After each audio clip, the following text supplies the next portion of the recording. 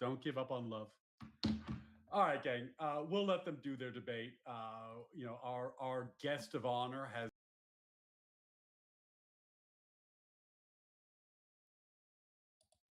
Philip. How you doing, buddy? Hey. Sorry, we were just watching a little bit of the Rob and Pisco debate that's going on tonight, Yeah. which is so funny because apparently to get Pisco to accept the prompt to debate about court packing, Rob also had to accept the prompt that Pisco wants to talk about first, which is Ryan did bad in the debate. Oh, amazing. That's I mean Yeah, that's the conversation everybody wants, right?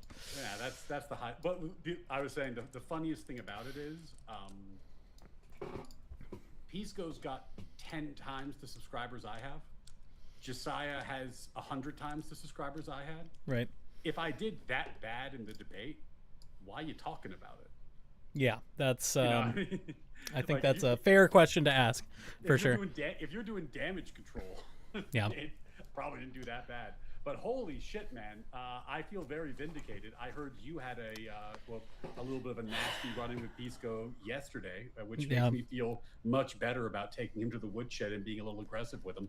I mean, I was kind of stunned, honestly. I didn't expect it because like what the actual point of contention wasn't even that spicy at that point. Just I had been listening to the stream, and one of the arguments that had come up a couple of times relating to this Mm-hmm. like cascade of consequences thing was the issue of state Supreme Courts being packed. And I was just trying to make the point that, well, one, there are two in principle distinctions we could make. The first is that state courts are controlled by the states and have historically, at least in some states, been more politicized than the Supreme Court is. That some of them are elected positions, even at the highest court in some states, etc. So like that's kind of nothing new. And second, some of these examples that they're using as like, well, look, see, it didn't go bad there, haven't had the time to play out to where we know whether they're going to go bad or not. I was just trying to make that point. Pisco started doing one of his rants where he's just sort of going on and on, not really responsive. And I don't know if you know this, Ryan, with your couple run-ins with Pisco, but Pisco's debating style is very much interrupt someone when he thinks they're not answering the question. And so I interrupted him, and immediately he just called me an effing idiot. And I was like, all right, I'm going to go back to talking to Josiah now because he called me an effing idiot for no reason. He's like, yeah, it's because you are an effing idiot. I was like, all right, bye. Just like I can't converse with somebody like that. He's a deeply unpleasant person. So yeah, it was not fun. Yeah. Well, that's why I think it's very funny that people are crying about me being mean to them. Like in reality, I've done that in exactly one debate ever, Yeah. and it was Oh, to him, and it was richly deserved. So, like, it's not like it's a thing I do every debate. I did it yeah. that one because I think that he is trying to Trojan horse some very tyrannical and frankly horrifying ideas, and I didn't feel bad about it because that's how he treats people normally. Yeah. So it felt like it was a turnabout his fair play moment. But hey, I'm going to do my editor a favor and give you a real introduction and make sure you get to shout out your recent endeavors because you've got a new YouTube channel. So I'm here with Philip Bunn, professor, lecturer, writer, and recently YouTuber. So Philip, why don't you tell people what you've been up to? Yeah, so yeah, I teach American politics and political theory, and I've had this account for a while, but never really did anything with it. Posted some ukulele covers a while ago. I still plan to do those, but I've decided to give streaming a try again. I did attempt streaming a long time ago on Twitch, back when I was doing some debates over there, but just kind of let that peter out because I had better things to do in grad school and afterwards. But I've been doing a series on the political thought of the American founding. I'm teaching a class on that this summer. It's like a 1 week intensive course. I've taught it as a whole semester course before, and so as I'm like working through that syllabus for a whole semester, trying to condense it down into a 1 week intensive, I'm reading through some of the documents, trying to compile my own reader and just figure out what's crucial, what needs to stay in here, and what can I sort of trim to make this a good condensed one college credit class for this summer. So I'm looking Ooh. forward to that. Well, that's very awesome. I love that kind of content. I know one of the I'm trying to get your channel so I can put the link into chat. But one of the pieces of channel lore is that when my eldest daughter was born, I basically audited Jordan Peterson's classes because he had his entire lecture series online. Yep. So you could just get the book and then kind of read along and listen to the lecture. And that's I actually when I have the luxury of time, which I don't always, but when I do, that's pretty great content Yeah. because you feel like you're back in college and doing your thing, which is not a feeling you get in the working world that often. Yeah. And I'm not under any illusions that it's like the most entertaining stuff. You know, it's a pretty niche audience to do stuff like that. But for me, it's serves a double purpose of like, you know, getting content on the channel if I want to do something with it going forward, and also just forcing myself to be productive. This time after my kids go to bed is the time I'm usually not productive. Maybe I play a game, or I think I'm going to read and then I don't, or, you know, start scrolling on my phone. But if I can commit an hour or two on the nights, my wife works nights, she's a nurse. So if I can commit to that and when she's working to get some work done and to also stream it, it's great. I can double up on it. Doubling up on work is always good. So this is an important topic because people have been asking me to start a book club or at least a book list. What are you reading these days? I'm reading a bunch of stuff. Right now I'm working through a 2-volume biography of John Adams, partially because of this course. So it was written in the 60s. I think 64 it was published, won a history prize.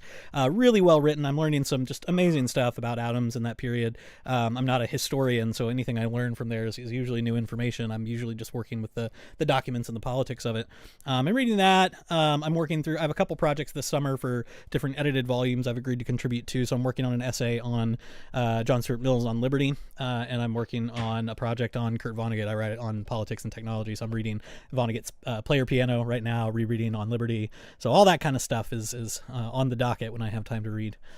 Nice. That's fantastic. Yeah, I have anyway, this is like a horrifying problem for lawyers, but in the profession you spend basically all day reading, but you're always reading documents or cases. Yeah, like the worst stuff you can. Not really. It's fun stuff, but I'm sure. But you can't log in on Goodreads, you know. Like that's. It can be the worst. It can be the worst. It's not always great. So you spend all day reading, and then it can actually be a little bit challenging to like read in your free time. Yeah. I used to read in my free time all the time. I do it a lot less now that I'm in the profession. I'd like to strike a better balance there. I actually have a huge backlog of books that I want to read and keep buying and then not reading, which is just terrible. But I ran into Gad Saad in a bookstore in New York like 2 weeks ago. Whoa! Because he was there because he just launched his new book. Yeah, so now I feel obligated to read Suicidal Empathy now, so I can at least, because I sent him an email and he was very gracious afterwards. So now I've got to read it and say, hopefully it's good.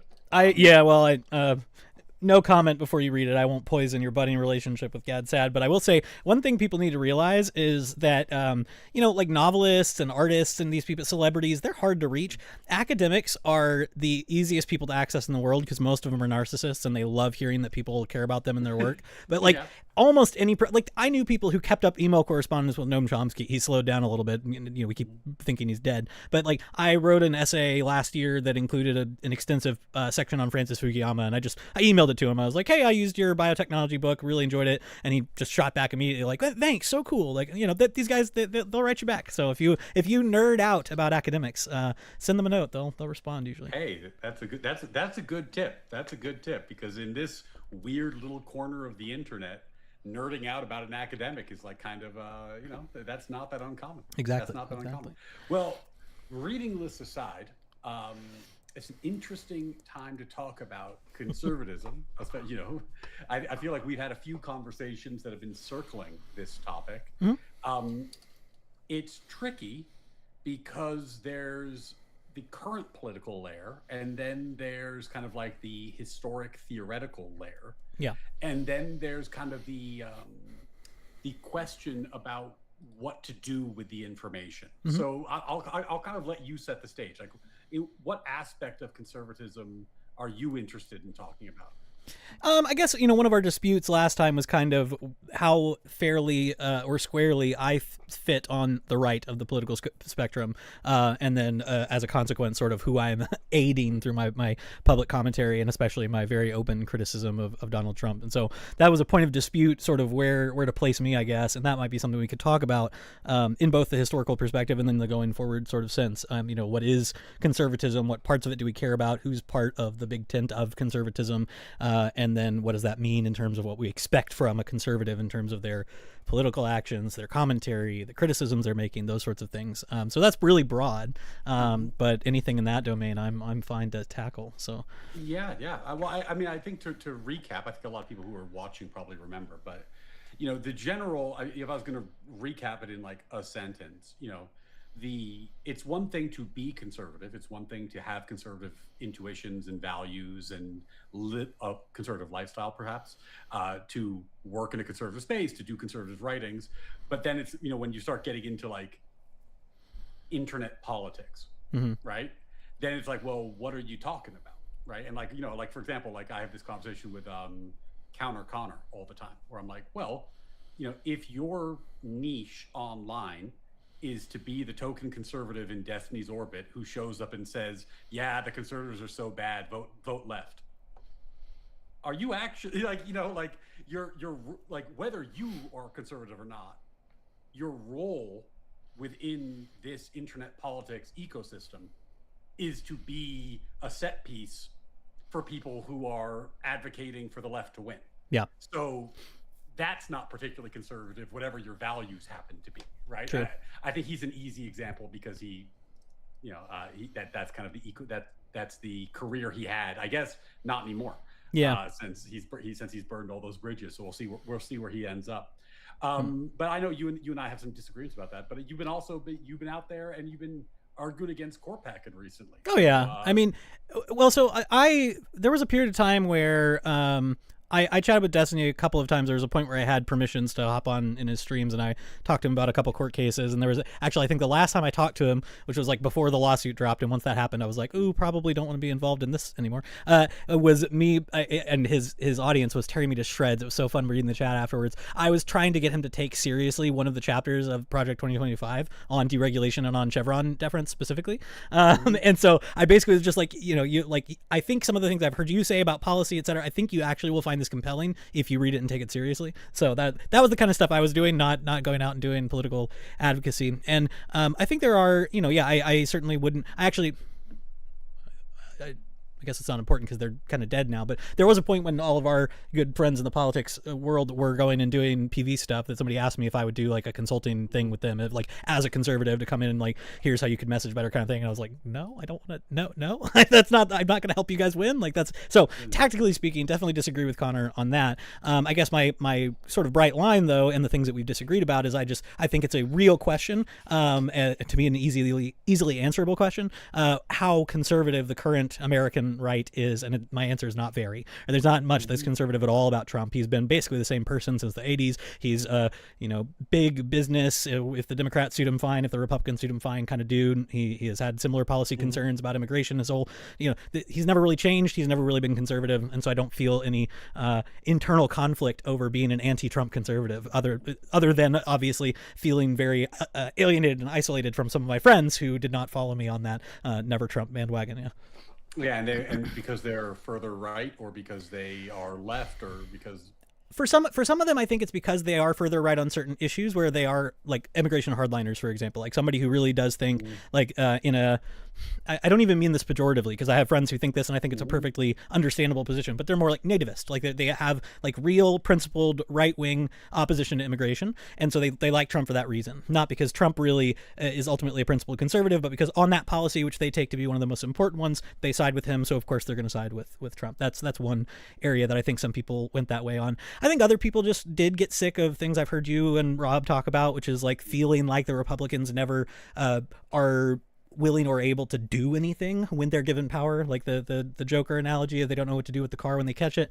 And so having somebody who's willing to say like, look, we have this cultural moment, we have this political moment, we have this mandate, we're going to do something about it. It just appeals to them.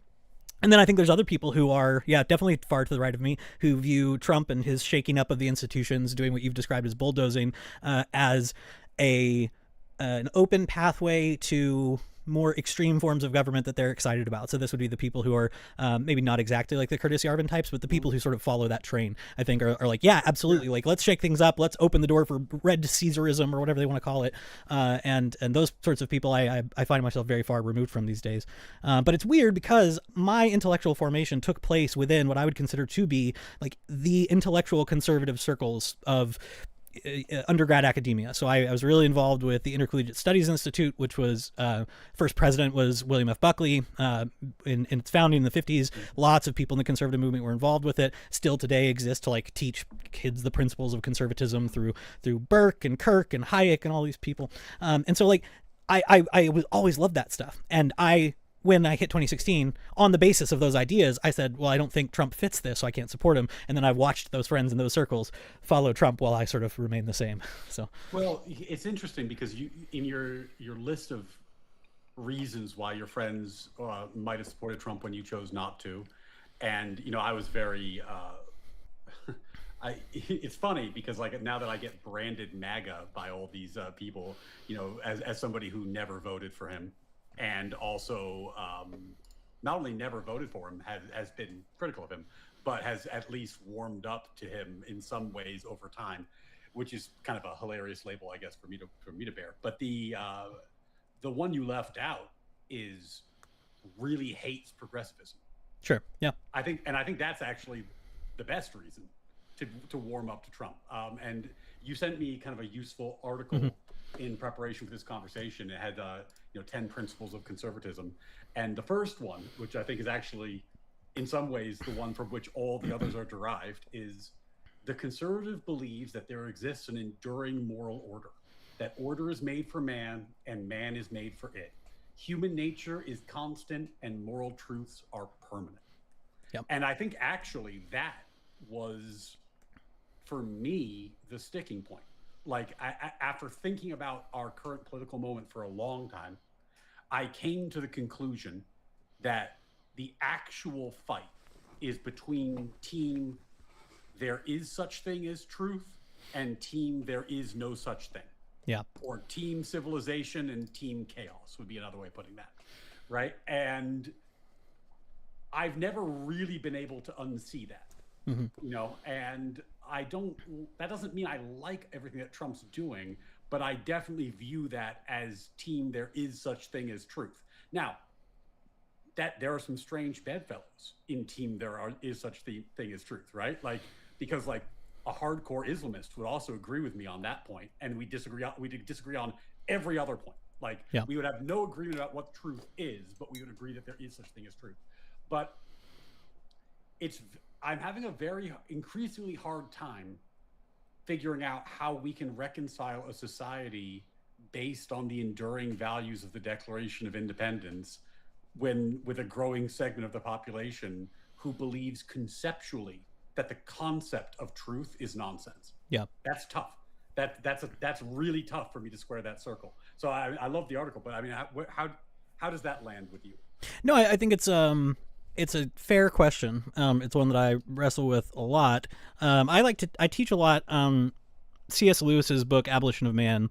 It's a collection of 3 lectures, basically about the problems of education and enduring moral order. You'd really like it if you haven't read it. But the third essay is him basically trying to take seriously the fact that there are people who are exactly what you describe, who actually don't believe there is an enduring moral order. There is no truth out there to be found. It's sort of like Nietzsche is his punching bag in that essay, because for him, you have a lot of people. There's people, these authors of a textbook that he criticizes throughout the book, who they are kind of inconsistent amoralists. They will try to like sort of play whack-a-mole with what they take to be people's sentimental values and be like, oh, you poor ignorant child, that you still believe these religious truths. But they themselves, he says, believe that they're perfectly right. Their ideas are good. Everyone else's are bad. They do actually kind of believe there is a moral order. They just think it's theirs and not the old one.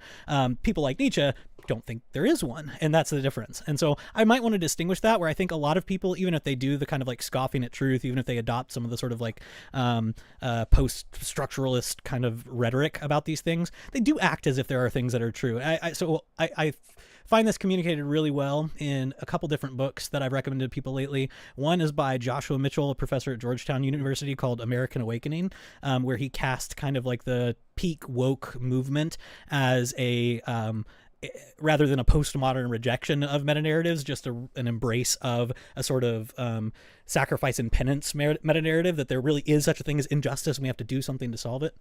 And then, no relation, but Mark Mitchell has a book called Nietzsche's Puritan warriors about the same sort of phenomenon. And so I think what you actually find is some of these people really do believe there is a moral order. They just don't think it's this one. They don't think it's the one that we agree on. They think it's some other system of transgression, oppression, those sorts of things. So I think that gives you something to grab onto and converse with them about, even if you find yourself far apart. I don't think there's a lot of consistent moral nihilists, is what I would say. Yeah. Well, of course not. One of the funny things about this conversation is that if you're committed to the idea that there is a transcendent moral truth, then of course you would believe that the people who deny it in their heart of hearts actually understand that it exists, because that's actually totally consistent with the belief that there is such thing as transcendent moral truth.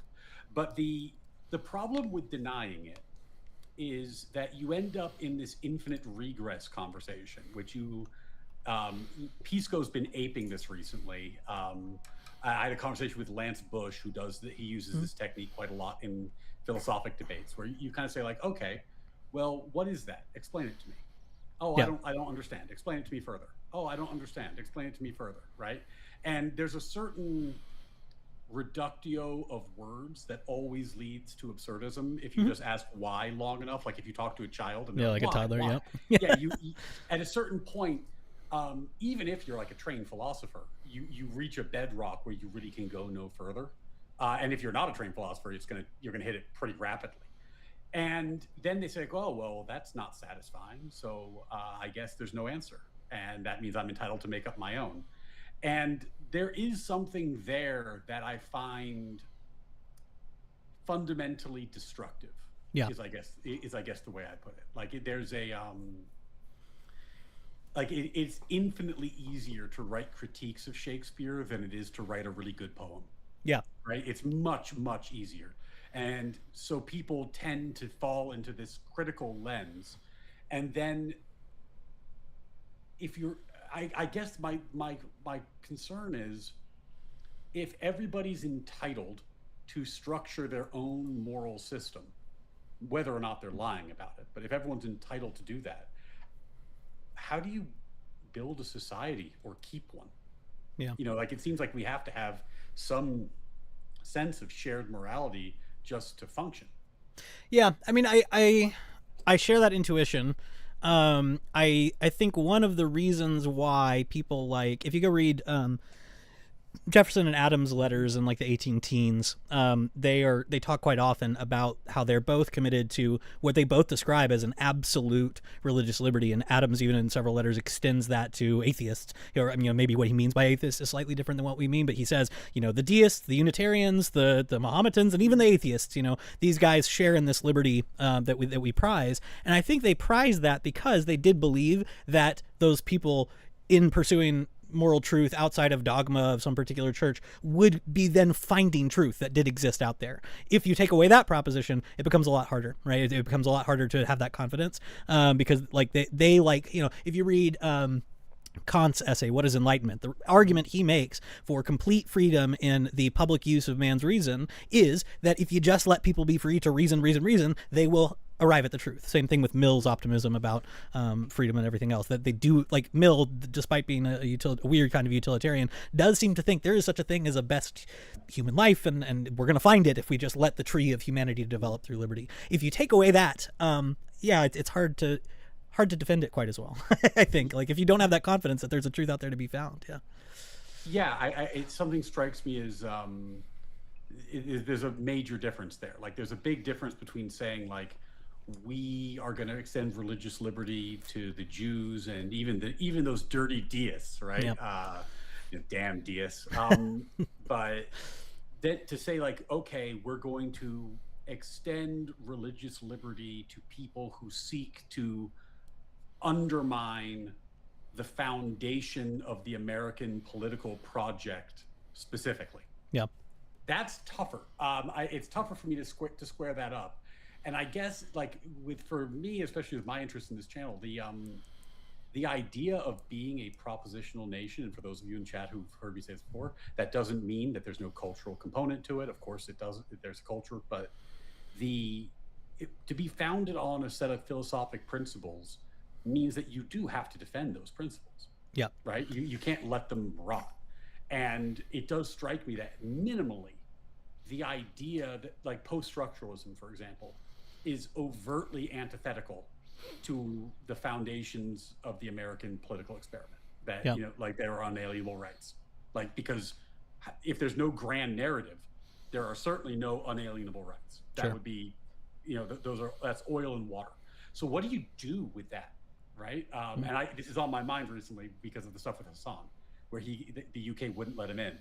And, you know, part of me at first, I had like a knee-jerk, like, libertarian type response where I was like, nobody should be denied like travel because of their speech. And then I had a second thought where I was like, you know, if I had my own country and I was trying to uphold American principles, right? And Yeah. Hassan was like, I'd like to come visit and talk to some people. Would I be like, yeah, come on in, brother? Or would I be like, nah, we're good? You know, and like, Yeah. part of me's like, no, I think I'd say now we're good. Like, I think we're good on that, Hassan. Like, you can keep that. That's fine. Like, we don't need any more of that. So this may be a difference in reasoning, I guess, but one of the reasons why, and before your chat freaks out or anybody else freaks out at me, I'm not going to make an argument for utilitarianism, but just bear with me for a second. One of the reasons why what we call now rule utilitarianism develops, really through Mill and people after him, is this intuition that there are certain principles that if you follow them will tend to produce better outcomes on average in the long run, et cetera, even if you could come up with some counterexamples. And I think that's how Adams specifically thinks of the principle of freedom of religion, that even if you can come up with a reason why some of these dirty, you know, deists and atheists and Mohammedans and everything else might in the short term be working to undermine certain principles or values in the way that they vote, the way that they speak, it's a better outcome, all things considered, to extend that liberty rather than have the government be in the business of, you know, picking and choosing and playing whack-a-mole with which ideas are permissible and which are not. And so that might be one possible answer to that line. I mean, the other alternative is that you do take a more thick ground on these issues, a more substantive ground. And I think that's another reason why people really liked Trump, is because they have an intuition that, like, well, why can't we use these political tools to punish people? You'll hear people like Andrew Wilson remind people that the same group of people who ratified the First Amendment passed the Alien and Sedition Act. So obviously they didn't think some restrictions on nasty public speech were contrary completely to the First Amendment. Our precedent has developed since then. Whether or not that was a good thing to do, we could argue about. But somebody who really wants to crack down on certain kinds of speech would say, look, like, we can within the bounds of that, because the same people who gave us the laws that crack down on certain kinds of speech. So I mean, that's a line you could take. I don't love it, practically speaking. Legally, I don't know how much this we're talking more morally, so it's less interesting. But just to make the point, legally, the question of what protections are extended to somebody who is not a citizen and is not in the country is very different than the question of what protections are extended to citizens, and very different than the question of non-citizens who are in the country already, right? So there's three different categories there. Like, even as a matter of law, you don't owe any free speech protection to non-citizens who aren't in the country. They get nothing, which is a little bit different. So but I think morally, it's a more interesting question, because there's oh, sorry, I cut you off. No, sorry. I want to go back to we have these first two principles in that article that I sent you. And so for your audience, this is a selection from a book by Russell Kirk called Politics of Prudence, which is a great book. Everybody should read it. It came out in 1999, recently just had a 25th anniversary edition published with some great new material in it. But it's basically him as a principled conservative at the end of his life, looking at 99? No, it had to have been before then, because he was dead by then. 96, I think, is when it came out. Anyways, looking at sort of taking stock of his career of conservatism and its principles, and trying to condense it into a manual for both political activism and political ideology, or how to think about politics rather than ideology. And these first two principles are the principles that I think people get tripped up on, because that first one that you read is the conservative believes there exists an enduring moral order. The second one is the conservative adheres to custom, convention, and continuity. And that second one is the more familiar kind of conservatism. It's the Burkean conservative you've been talking with Connor about. And a lot of conservatism historically is just that second one without a firm emphasis on the first one. And Kirk thinks that's a mistake, because Burke, if people don't know this, you go read his philosophical essays, he's kind of a moral constructivist in a lot of ways. He thinks morality basically just is our habits and customs, and they're fluid and they change over time. You need to modify them slowly with principles of prudence and deference to the past. But Burke is not talking about the natural law the way that our American founders are. And so that kind of conservatism can be, as some people have described it, just like progressivism with brakes or liberalism with brakes. You know, Buckley famously said conservatism is the ideology that stands athwart history yelling stop, and some other people have said actually it's the ideology that stands athwart history yelling slow down by 5 miles an hour.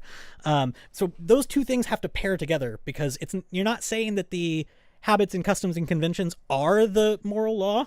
They can reflect the moral law, but they are important. You just need both pieces. I think that's really important to emphasize.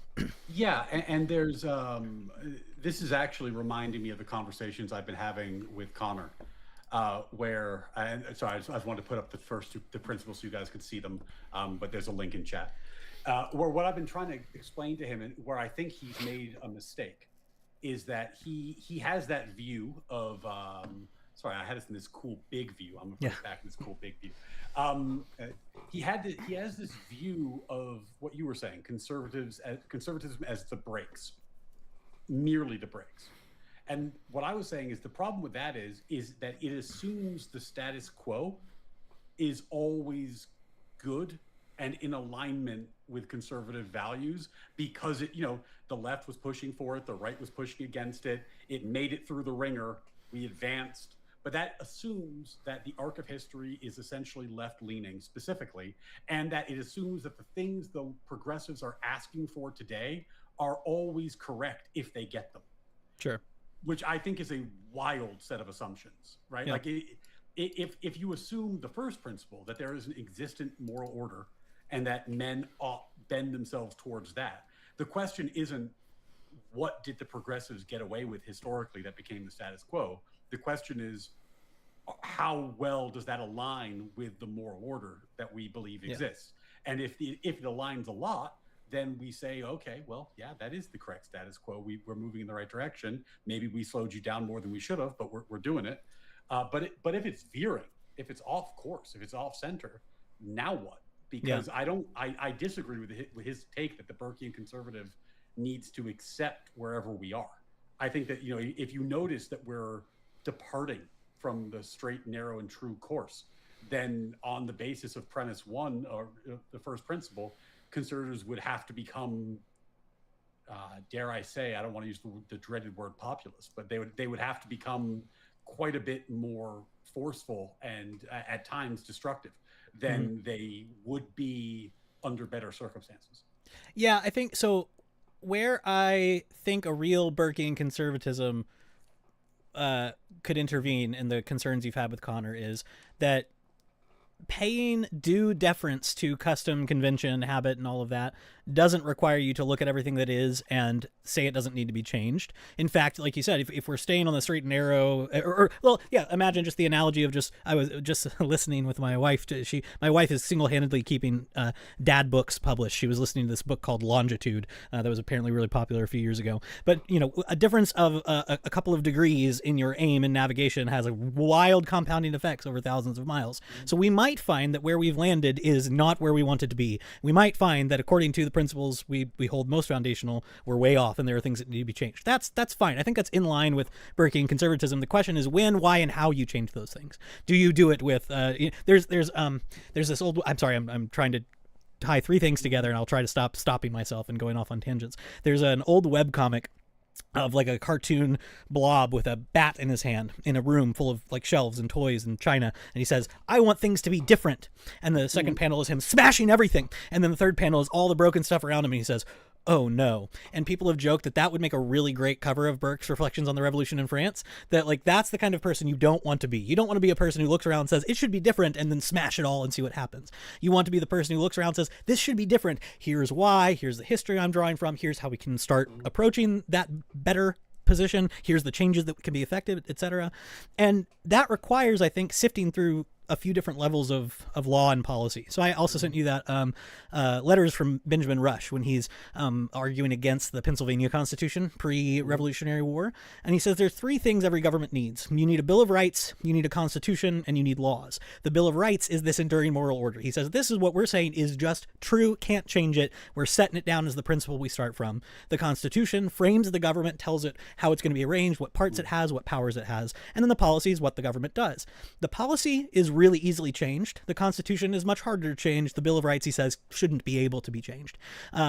we don't have to onboard that completely, but I think that's a good, useful, like, 3-tier heuristic to say, like, when we look out at the state of things today, there are a lot of policies that I'm perfectly fine saying could be on the chopping block. I don't think there's anything anti-conservative about repealing a law, changing policy, changing the congressional budget, how much money we're giving to different things. When it comes to constitutional structural changes, now we start to get really wary. And then when we run into things that touch on that enduring moral order, now we need to be freaked out and say, this is off the table.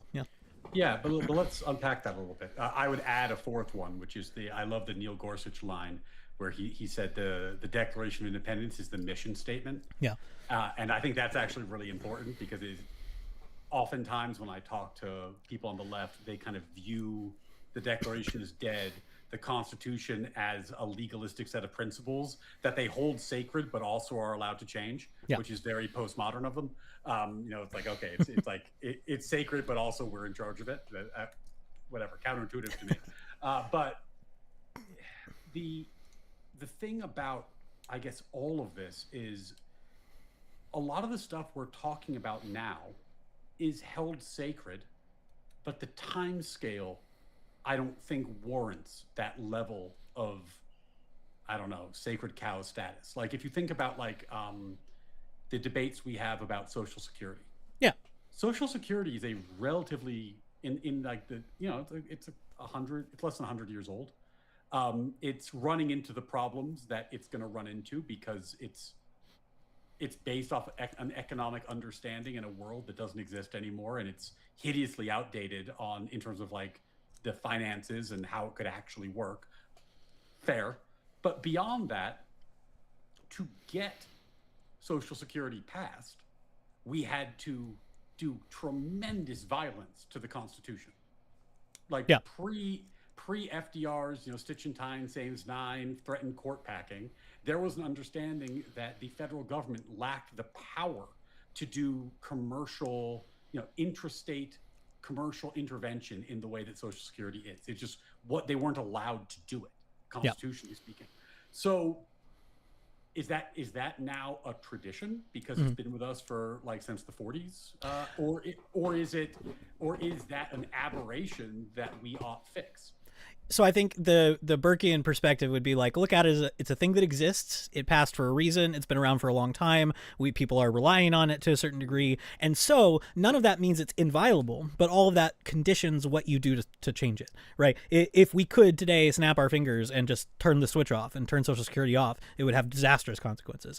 That doesn't mean we can't work on policy proposals that would be more fiscally responsible, actually far more fiscally responsible, that will actually be sustainable in the long term. All of that should be on the table, I think, because that I would treat that as a policy.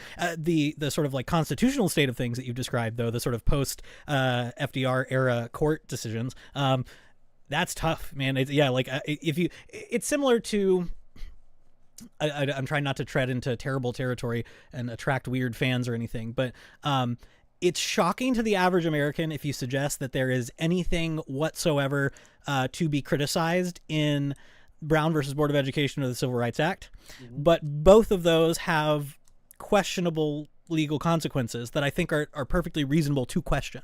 And it's an open topic for academic debate in law journals. It's not the kind of thing that you can debate if you ever want to be a judge, right? And so we have a sort of stasis that is, some of it is held sacred and just you can't talk about it and expect to be politically viable. Some of it is held sacred and probably shouldn't be. Some of it is something that I would say you should just be really, really wary. It's like walking into a closed business and there's like a big red button or a big red switch that's on or off, and you're like, I wonder what this does, and flipping it. You should be really wary about that. So, but this is why it's on my mind, because Zero Fucks, as usual, has anticipated me. Look, like at the founding, there was no such thing as judicial review. Didn't exist. The judiciary invented judicial review to determine whether acts of Congress are constitutional. And if you had asked me about this my entire life, I would have said this is obviously a good thing.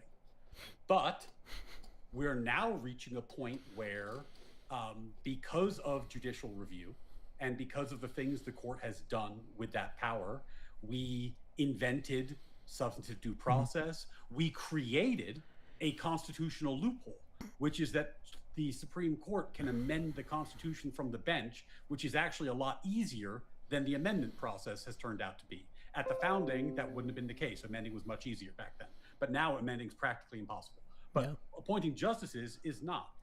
So suddenly we have Bork, we have politicized nominations, because let's be real, if the justices are allowed to amend the Constitution, their nomination should be politicized. That's a very political process. So of course they're going to be politicized. Now suddenly we have real talk about court packing, and eventually you're going to be like, it took a while to metastasize, but that judicial review thing that the justices gave themselves, maybe there was a reason that wasn't actually in the original document. It seems like this might be the thread that unravels the sweater when you pull on it too hard. At what time scale is it appropriate to say, well, we've been doing this for a while, but it turns out it wasn't a good tradition? Well, on judicial review, I might nitpick a little bit on some of the history. You're right, it's not in the document, but Federalist 78 makes a really powerful case for judicial review as a necessary part of the judicial branch. Now, that's just one group of people arguing for the Constitution. That wasn't a universally agreed upon proposition. In fact, it was one of the more controversial parts of the Federalist Papers that made certain anti-Federalists even more wary of the Constitution. You're telling me? They opted not to include it in the Constitution, which is pretty good evidence that particular faction didn't win on that point. Well, it didn't win in the sense that the document didn't have it as a clause, but Federalist 78 is specifically arguing that as written, as proposed and ratified, the Article 3 does include that power. It has to, Hamilton says in 78, because you have, the way that King puts it, right, is an unjust law is no law at all. He says if the Constitution doesn't countenance the law, it can't be a legitimate law. Somebody has to be in the position of telling us when something out of bounds has been done, and who's the best to do it. It's not the political branch that has the money. It's not the executive branch that has the sword. It's the weakest branch is the one we should relegate that power to. And so at least some people at the time of ratification thought this was implied and always there. But you're right, we kind of invent it in Marbury. The thing that I think also some skeptical scholars would put forward is that if you look at the other Marshall decisions shortly following Marbury, he kind of qualifies what he means by it in a way that should lead us to be skeptical that he thought judicial review was this expansive power that we've made it out to be. Even at the time he wrote Marbury versus Madison, even as he applied it in his own lifetime thereafter, it wasn't as expansive as we have now. So I think it's perfectly fine to criticize. It would require, I think, it would require amendment to fix, but that's something that you could certainly put on the table. The usefulness of that division of there are some things that are super foundational we can't really touch. There are things that ought to be hard to change, and there are things that ought to be easy to change. It gives us the option to change almost anything, except for those most fundamental principles, with the recognition that the longer it's been done, the harder it's going to be to do. The more you have to justify it, the better arguments you have to make to change it, etc. I think all that's in bounds of Burkeanism. Yeah, and that's actually baked into the Declaration of Independence as well. That concept that about prudence dictates. Yes. Yeah.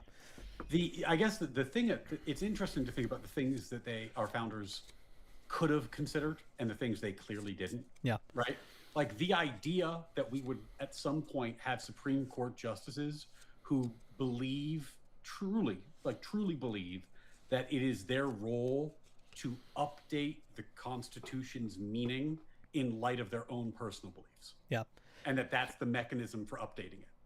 Can I tell you I think that would have shocked people to their core. You had Jefferson who was saying we should have a convention every 20 years. Yeah. He wanted direct democratic imprimatur into the Constitution. Having the only practical vehicle for updating the Constitution is 9 unelected jurists. That's I think they would have found this shocking. Sorry, yeah. No, let me give you my niche historical lament. You are an appreciator of Scottish common sense philosophy. Obviously, a lot of the founders learned of this and were influenced by it to various degrees. Probably the most influenced by it is James Wilson, who was a Scottish founder who studied in Scotland with Reed directly, but at least with Reed's students Hutchison or Ferguson, excuse me. And Wilson was a Supreme Court justice on the first round of Supreme Court nominations. He delivered a series of lectures on law, I believe at the University of Pennsylvania Law School. Madison was in attendance. Washington was in attendance. His goal in the lectures on law was to present a new Blackstone, basically, for America. He thought Blackstone was fundamentally flawed. He thought Locke was fundamentally flawed. and both of them had been onboarded too much in American legal and political philosophy, and he basically set out to change that. And he was very influential, very amazing lectures, great testament of Scottish common sense philosophy, moral sense theory, and all of this. Amazing to read. He was basically favored to be the next Chief Justice after Jay. And he was not picked to be the next Chief Justice because he was basically, I tell people he's a founding era crypto bro. He was a land speculator in the Northwest Territories, and he was in crippling debt and ended up in debtor's prison while serving on the Supreme Court, and got pneumonia in prison and died. And so he died in kind of like disgrace. People just kind of forgot him for a long time because he died so ignominiously. And if we had gotten a Chief Justice Wilson for the next couple decades on the court, I think like American jurisprudence is totally different. So that's my like niche legal historical, like, oh, I'm so mad that Providence led us in that direction. But yeah, Wilson is my favorite founder. He's amazing. Can I give you a weird aside? Yeah, sure. So John Adams once wrote to Thomas Jefferson after they patched things up in their later years. And in one of his letters, I think it was, I'm trying to do this off of Google because I don't have the dates off the top of my head. I think it's a February 1820 letter.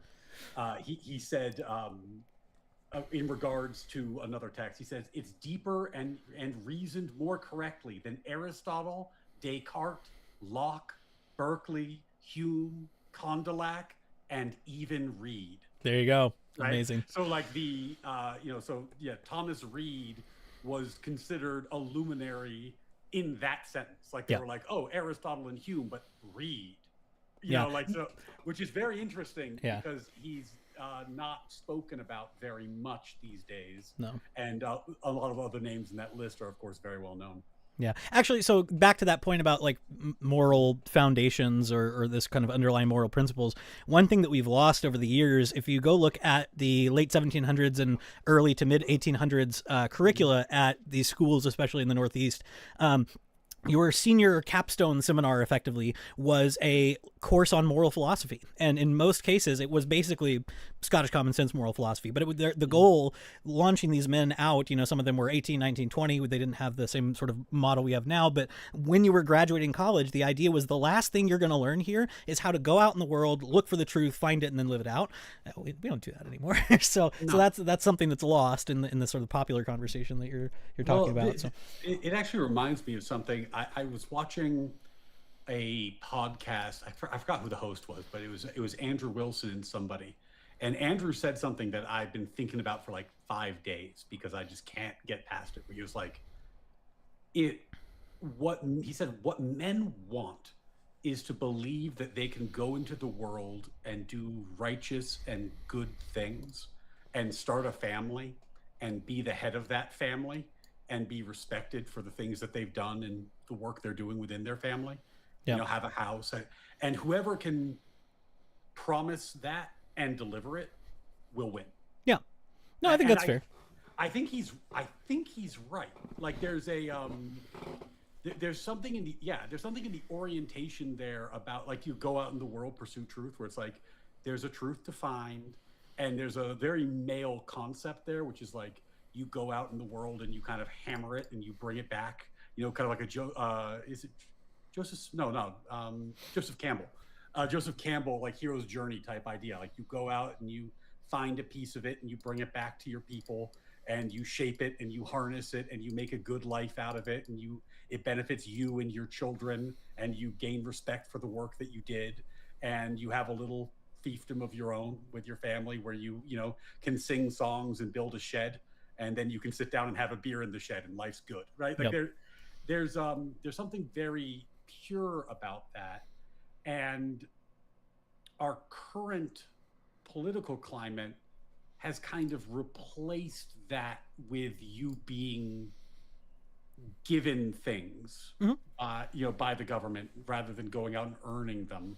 And I don't know how to convince people of what they've lost, because like how do you when you're getting a bribe, losing the bribe feels real bad. But because you're getting the bribe, a bunch of other stuff that's invisible to you isn't happening. Sure. Right. And one of those things is we don't have good coming of age mechanisms for young men. We don't have like a go forth and venture with your Scottish common sense moral philosophy at your heart sort of moments. But also, like, we have just created a terrible incentive structure. And I'm rambling, but I'll just give you the one example. Like, Yeah. I was trying to convince Connor that Social Security is an outdated concept, and at the very least, it should be replaced by the Trump accounts, where it's like, these are modern investment vehicles that invest in like broad ECF type, vehicles that earn much more than Social Security does, and just put the same money in that, and you'll have 10 times as much when you retire as you would have in Social Security. Like, minimally, let's do that. And he was saying, well, I really rely on Social Security and I want to do this. And he was talking it up. And during the conversation, I realized, holy shit, you're a content creator. Like, your only source of revenue is your small business. That means you actually pay double Social Security because you pay the employee and the employer side. So you're getting twice as fucked by this as I am. And I make more money than you do, so it doesn't hurt me the same way it hurts you. And you're arguing for it. Yeah. Like, I don't know how to show this. Like you don't think your life would be better if you had an extra like 10 grand a year in your pocket? Really? You don't think you could do something productive with that? I don't know what to say. Yeah. No, I think that like things like Social Security reform are it's remarkably easy to show policy examples that ought to work better than it, and it's remarkably hard to ever actually accomplish anything because it's a third rail issue. Like, it's just you cannot talk about it as a politician. And so I agree with you, like, in principle. The Trump accounts, I don't know enough details to be like fully on board, but yeah, I mean, it sounds whatever. Like, government spending my money anyway sounds like a more fiscally responsible way to do it. As a replacement even for Social Security, it kind of makes sense. It's just, yeah, when we're considering, so part of the package of conservatism that I gave you there in those 10 conservative principles is this the politics of prudence is what the book is called, and the idea that that famous quote that politics is the art of the possible, sort of knowing what is up for debate and what is changeable at any given moment, I think is really important. And I think this is one of the reasons why I've been so frustrated with Trump, because some of the areas where I think I maybe could even find the most agreement with MAGA or with Trump are the areas that he's kind of screwed up the most. So I think, for example, like I have no in principle objections to completely modifying, wiping out the Department of Education. I think the Title IX enforcement could be offloaded. There's all sorts of other resources to which that money could be put. I have no in principle objection to this. I've gone to schools my whole life that don't take federal money. We can do it, whatever. The way that he did it, I think, is just, we're just going to see backlash effect to the nth degree that I don't think it's actually going to be effective at solving it. So that's something like that, something like immigration. I think there are, like, even if you agree with this, it's prudentially speaking, maybe not the best way to do it. If Trump came out right now and was like, we're going to get rid of Social Security, oh my goodness, like, MAGA's never going to have a winning moment again in their lives. The other thing, no, go ahead. Sorry. Isn't there's an oddity there though, right? Where it's like, let's take immigration because I think it's the cleanest example.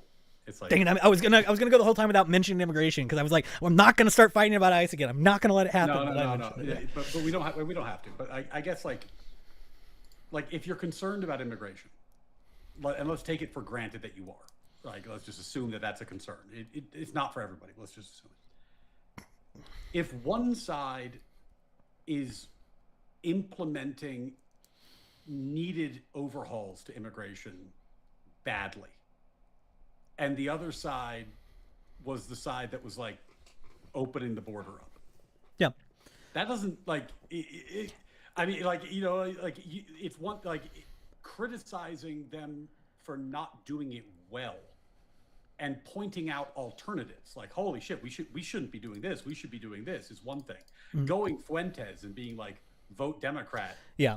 I don't like there. You see what I mean? Like, I don't see how, for example, it wouldn't be a winning proposition for the Republicans to jump fully on board with most of the policies that were in that bipartisan border bill that Trump had the Republicans kill in the lead up to the election. Like, we ought to be spending more money on judges. We ought to be we should be staffing this to the max so that we can process these people faster and get them out, and so that we can do it effectively, legally, not have all I need to send you. I follow this guy now who's is an immigration attorney in Minnesota, and he records these funny TikTok sketches. And I don't know if he's lying or not, but he says these are real things that the ICE attorneys are saying in my court hearings, and it's just the most bonkers stuff that they're saying. Like they're like, well, Your Honor, like this person, like their only proof of address is a notice of stopping service on their electric bill. It's like, yeah, it's because you locked them up and they can't pay their bills. You know, things like this. It's kind of ludicrous, right?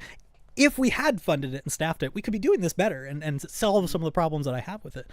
So yeah, I think we should embrace rigorous enforcement of immigration law, which requires a kind of standardization and professionalization that I'm just not seeing right now. Well, I mean, I think that there's certainly things that could be done better and certain things that could be done differently. Regarding that particular bill, as I recall, it had one of the big issues with it is that it said that the president would get emergency powers to shut the border down and do other things once certain thresholds of border encounters were reached. Yeah. But it used the Biden administration's metrics to determine what those thresholds were. So you wouldn't get emergency powers until you get to like 5,000. I think it was 5,000 a day. Yeah. And Trump has months where he doesn't hit 5,000. But more fundamentally, his assertion is Congress doesn't get to give me those emergency powers. I already had them.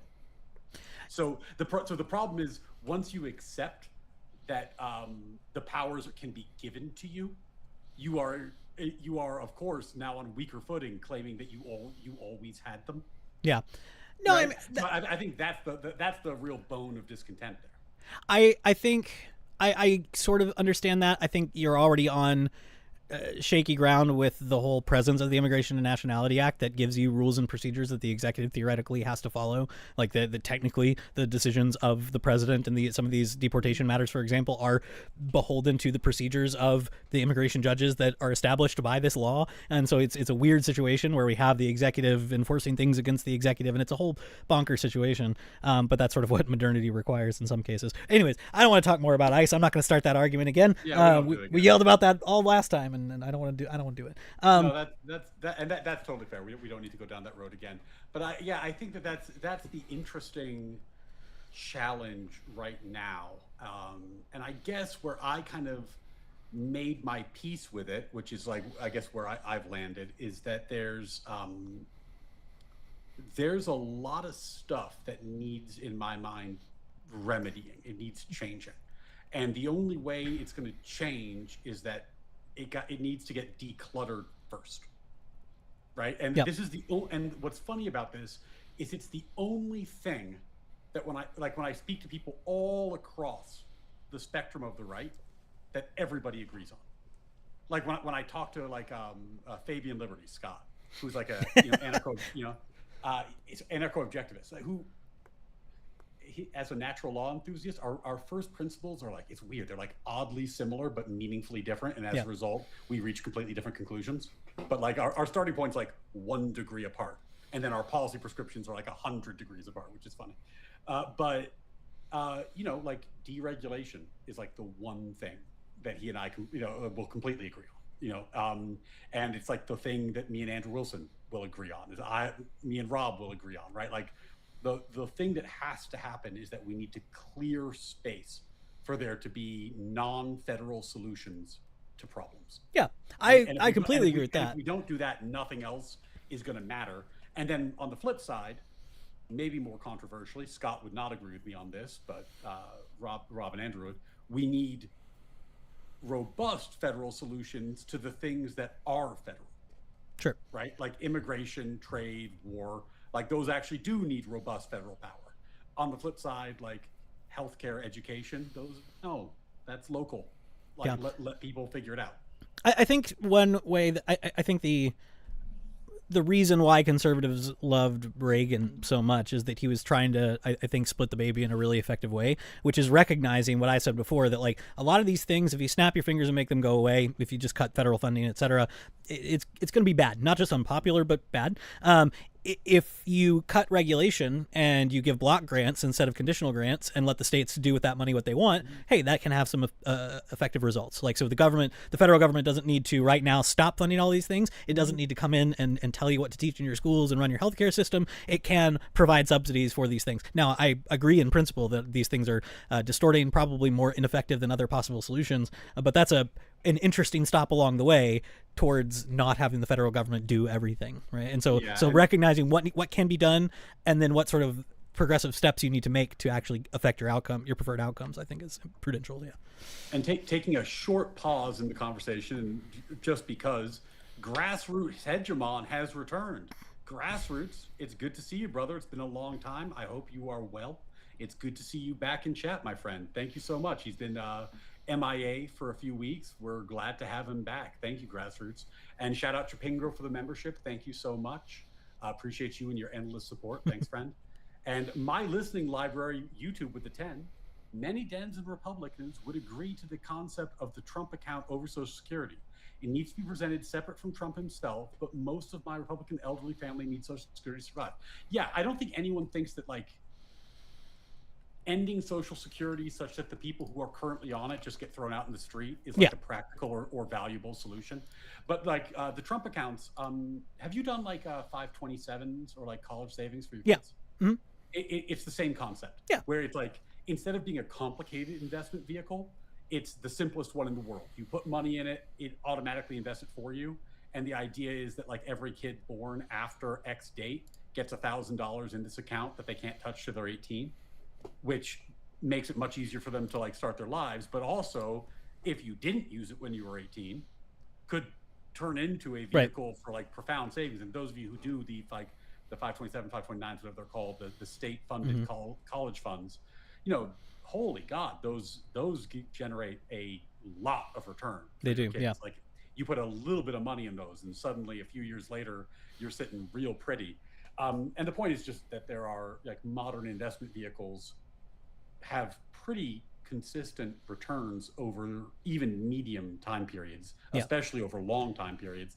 Social Security, on the other hand, has negative returns.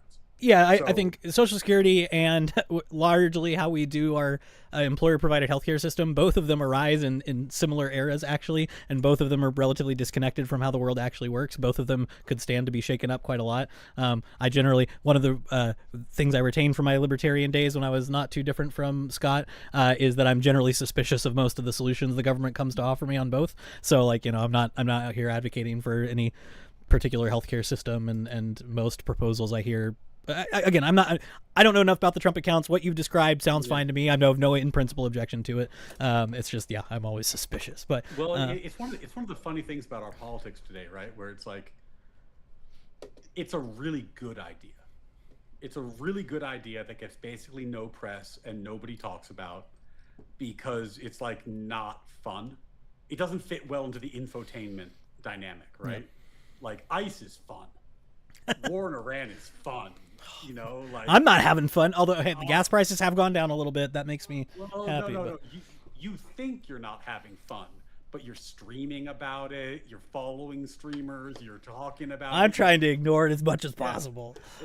Like, you know what I mean? Like in an engagement economy, you know, everybody's eating good off the war. I know. Yeah. Like you gotta find something spicy, and I think that's kind of the weirdness, is that we spend all our time talking about stuff like that.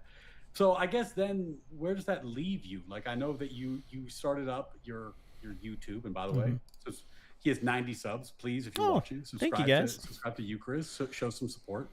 But like, you've been saying that your goal was to kind of contribute academically and through your students and your writings and your Substack, etc. But you're dabbling with the dark side again. Yeah, I know. You're going on debate panels. So, unfortunate. What are your thoughts these days about fighting the conservative fight? Yeah, well, on the debate panels thing, I'll just say, since a lot of you guys don't know me, I mean, I've been doing this a lot longer than some people have. I just never really made a channel out of it. So, like, back in 2020. late 2021, I think, was the first panel I went on Prime Kai, and I did stuff from 2022 onwards. So all through, about the same time Andrew Wilson started out doing his stuff, I think we were on at least one panel together, if not a scheduled panel, at least an open panel, back in his BPF days. So I've been around for a long time. I just never made a channel. I never really streamed the debates. I always did like productivity streams. I had like 5 people who would show up for me to read some boring book. The last one I remember doing was a really great book that you would love called Passing on the Right. It's a study of conservatives in academia. Really excellent. It was published in 2016. Really needs a second edition. I'd love to see it updated. Anyway, so I did that a long time ago, and just never, like, it served its usefulness for me, and then I just stopped. I think my goal right now is to just, I tell people my job as an educator, a professor, even any streaming that I do, is I'm basically a glorified book reviewer. Like, my goal is to tell you what books are worth reading and get you thinking about certain ideas and push you in the right directions. And so that's why I recommended that book to you on America's Revolutionary Mind. I think you'll love it. I think your Discord will love it if they pick it up. I just want people to read things that are interesting and thought-provoking, that I want people to have the resources to have better conversations. So one of the things I beat my students over the head with is, if you just do a little bit of the reading, you will be better off than almost everybody paid to talk on this subject. If you go read a Congressional Research Service report, if you just read the syllabus of a Supreme Court decision, you'll be doing better than 90% of people who are getting paid to talk about it. And so showing people, like, here's this website where you can find these CRS reports. Here's the annotated Constitution. If you don't understand a word somebody just used, go look it up and you can find some good, crash course level con law. Here's a book on the history and philosophy that we're talking about. Just learn a couple of things. It'll just make everything better. So that's my goal. That's a good and noble goal. It's a tough one, by the way. It's funny. I struggle with this a lot. And sorry, Chupingro, I'm going to call you out. This is when I get messages from rather than Chupingro, I get it from Soy Pingro when he gets upset with me from time to time. Though we've had some heart-to-hearts about it, so I'm not making fun, Chupingro. I'm not making fun. But there's, all right, like right now, right? Andrew Wilson streaming, Robin P-Score debating. So this is kind of going to be a low viewership night, no matter what I do, and that's totally fine. There's, people will watch it later, and it's all good. But, when I'm going on Modern Day Debate to tell P-Score to go fuck himself, I've got, I've got 330 live viewers, because people are really into like, oh shit, is he telling P-Score to fuck himself? Yeah, Wick earlier was streaming drama and had, I think, like 800 live viewers. Exactly. And Wick normally has like 200, right? Yeah. Because he was doing the Destiny stuff. And like people start piling in. So what I'm finding is that there's a weird thing where you have to, if you want to do stuff in this space and you want it to grow, you have to balance things, right? And the balance on some level is your conscience, right? Because you're like, it's like, holy shit, if I just covered like law slop, I would be doing better. Yeah, like, and you could do it very well. I think that's one of the reasons I stopped streaming, and one of the reasons I don't expect this to really grow much. I might use this as a vehicle for some prepared essays or something like this, but like I don't enjoy the yelling. I don't enjoy the blood sport stuff as much as I used to. I can be good at it when I want to be, but I generally just don't. Like when there's a period of time back on those old Prime panels when I did go through a period where I was yelling at people. I was having a great time. People enjoyed it. And then I just got to a point where it's like, I kind of hate myself when I'm doing this. And so I just sit back and let people yell and occasionally say something. And I thought it was, reasonable. And people would go, yeah, that was reasonable, but now let's go back to screaming at each other. And it's just like, I'm kind of sick of this. So I will say, I think there is a model out there for more thoughtful content packaged in a way that is really appealing. So somebody that I recommend people watch a lot, and he doesn't stream, so it's not competing with you, is Jared Henderson. So he's a philosopher. He got a philosophy PhD and then didn't find a job in academia like so many other people. Worked a professional job, but found that he really wanted an outlet for his intellectual content. And so he started making really, really high quality video essays on YouTube. And he has a wonderful voice. He has a nice beard, and the microphone that he uses and the setup that he uses has this nice, like almost ASMR kind of vibe, and they just exploded, and he does really well off that. He writes on Substack.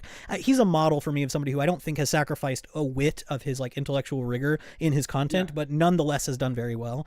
But that's kind of it's a it's lightning in the bottle kind of situation. Like there aren't that many people who can pull that off and be as interesting as he is while just doing the brainy stuff. You know. Well, it's on my mind, in part because Rob and Pisco tonight are debating, and the first thing that Pisco wanted to debate, as I told you, was did Ryan do a bad job? Which is like, all right.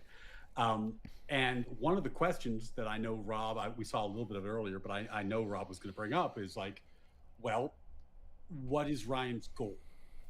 If Ryan's goal is to rhetorically expose you as a wannabe tyrant, and he succeeded, but does that mean that he did a bad job because he didn't debate the way you wanted him to, or he didn't like do your syllogism or whatever? Though I actually did in the second half, but like, well, this is I agreed with Rob on this. Like I understand the point you were making, but like arguing about +4 as opposed to +1 is still within the syllogism. It's still a part of the debate. So my point was more like, I'm not going to let you force me to debate this false thing that you don't believe because you're Trojan horsing your tyranny and you want to talk about something that's not even your belief when you actually have a belief and the belief is pertinent to the conversation. It's the kind of thing people do in competitive debate that makes competitive debate so awful and nobody cares about it anymore. Because like if you can just you spread enough, you do enough arguments that opponents drop, or you just make a trick kind of argument that they have a hard time dealing with, then you win. Oh, good job. Like, congrats, but I don't care. Right. So I thought it was completely legitimate for you to do that. Well, but I mean, I obviously did too. But but it's interesting, right? Because like,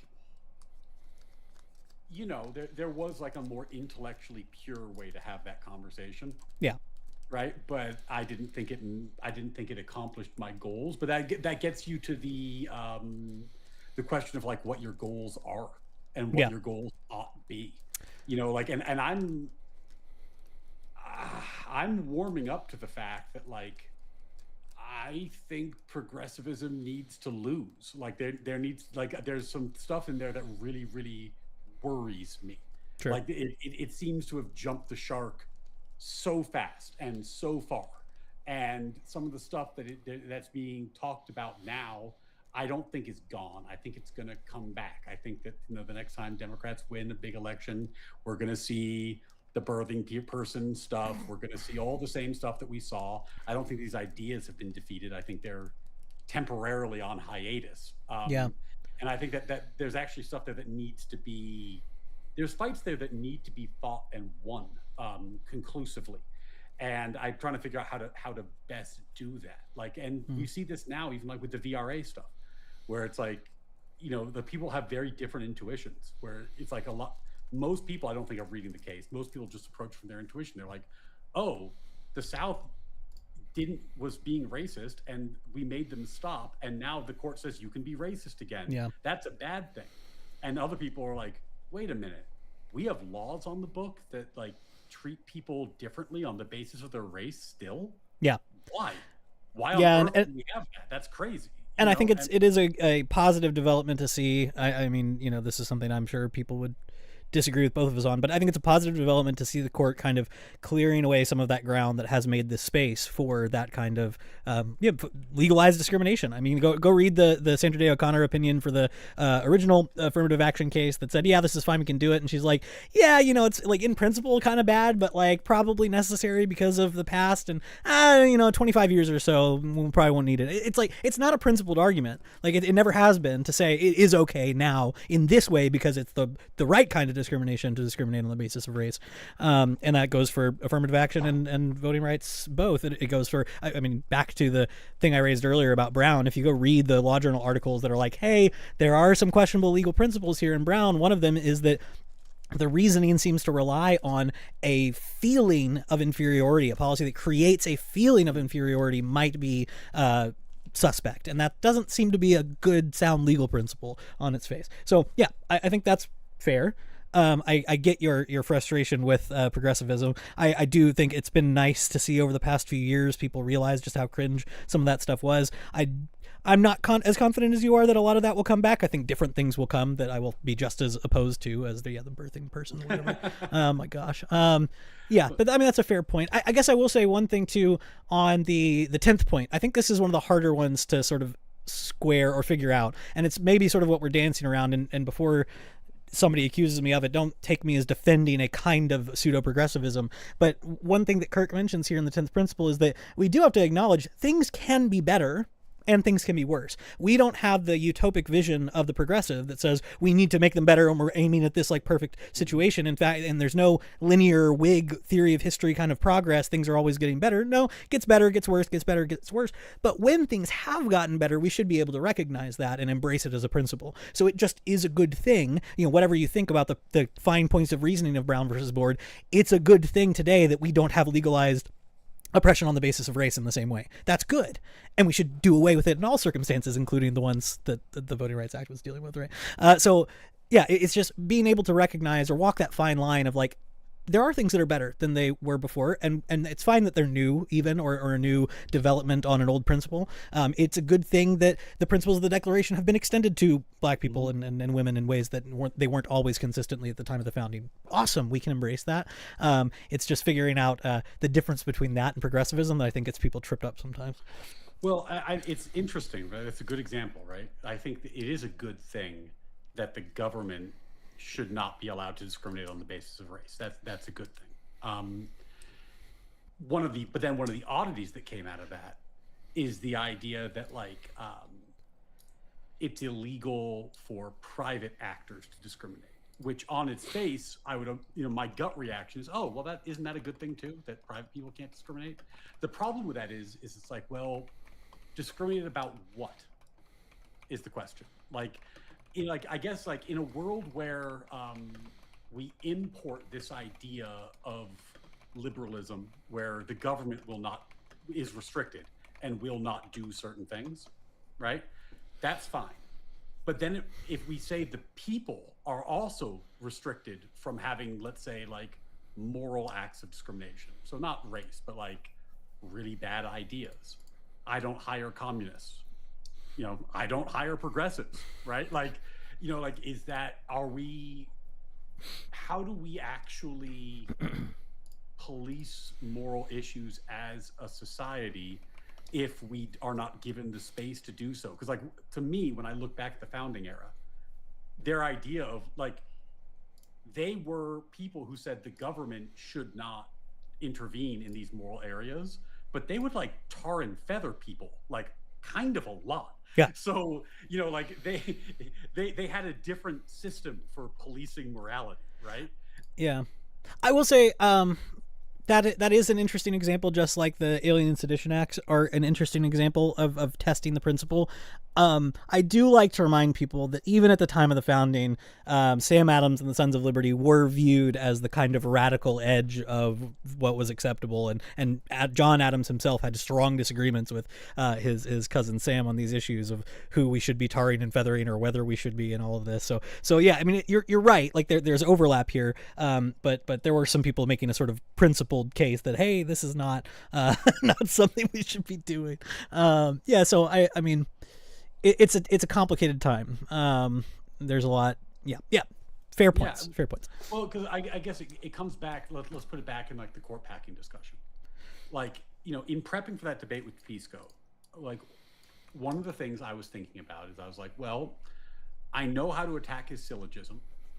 I know what the academic response would be, and I prepped it and I have all the lines. But then I was like, I actually think the proper moral response is "fuck you, tyrant." And like the thing I want people to take away from this isn't like academic talking points about Pisco's syllogism. It's "fuck you, tyrant," right? Like that there's a moral problem here, and we're not going to treat this as if you have some kind of sane academic proposal that we're going to sit down and hash out over coffee and treat as like, because in my mind, even doing that gives him he wins the tie. Yeah. Because then court packing is viewed as the sort of thing that people have polite disagreement about, but like it could go either way. Yeah. Right. And I feel like, we've had a lot of moral panics in our society these days. So it's not like that doesn't exist, but I worry that intuitive sense of American morality is on the chopping block. Sure. That people are very willing to accept some very, very un-American ideas, perhaps because they're being taught them in undergraduate. That does seem like a likely culprit. So, I mean, what's the antidote? Like, what should they be? And by the way, this is, I think, a good segue to Jace, member for 3 months, who asked, "Can Philip recommend more books besides America's Revolutionary Mind, preferably on Audible?" So, like, what should people be reading to restore their sense of American morality and belief in our values?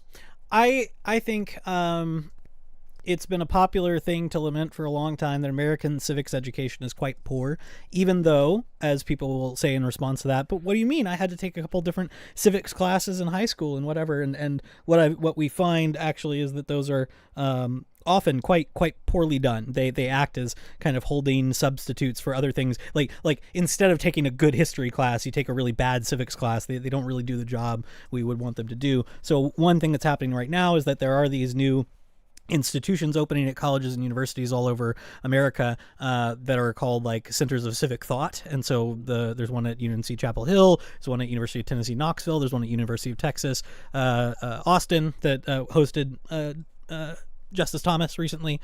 These new centers of civic thought are really trying to, both in their public-facing work and in the classes they teach on campus, give students a rigorous introduction to American civics. So, for example, the Civitas Institute at UT Austin hosted an amazing symposium on the birthright citizenship issue on all sides. So, is it John?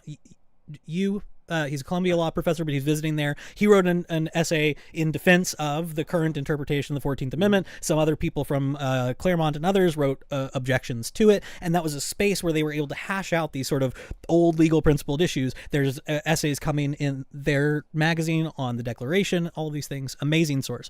Another organization, Jack Miller Center, does the same thing. They do K through 12 civics education and college civic education. They just published in America's 250th magazine with essays on the Declaration of Independence. Like, just pick some of those up and just start thinking about these things. As far as books, if people care about the founding era, the best short introduction to the American Revolution and the fights around the Declaration and the Constitution is Edmund S. Morgan's The Birth of the Republic.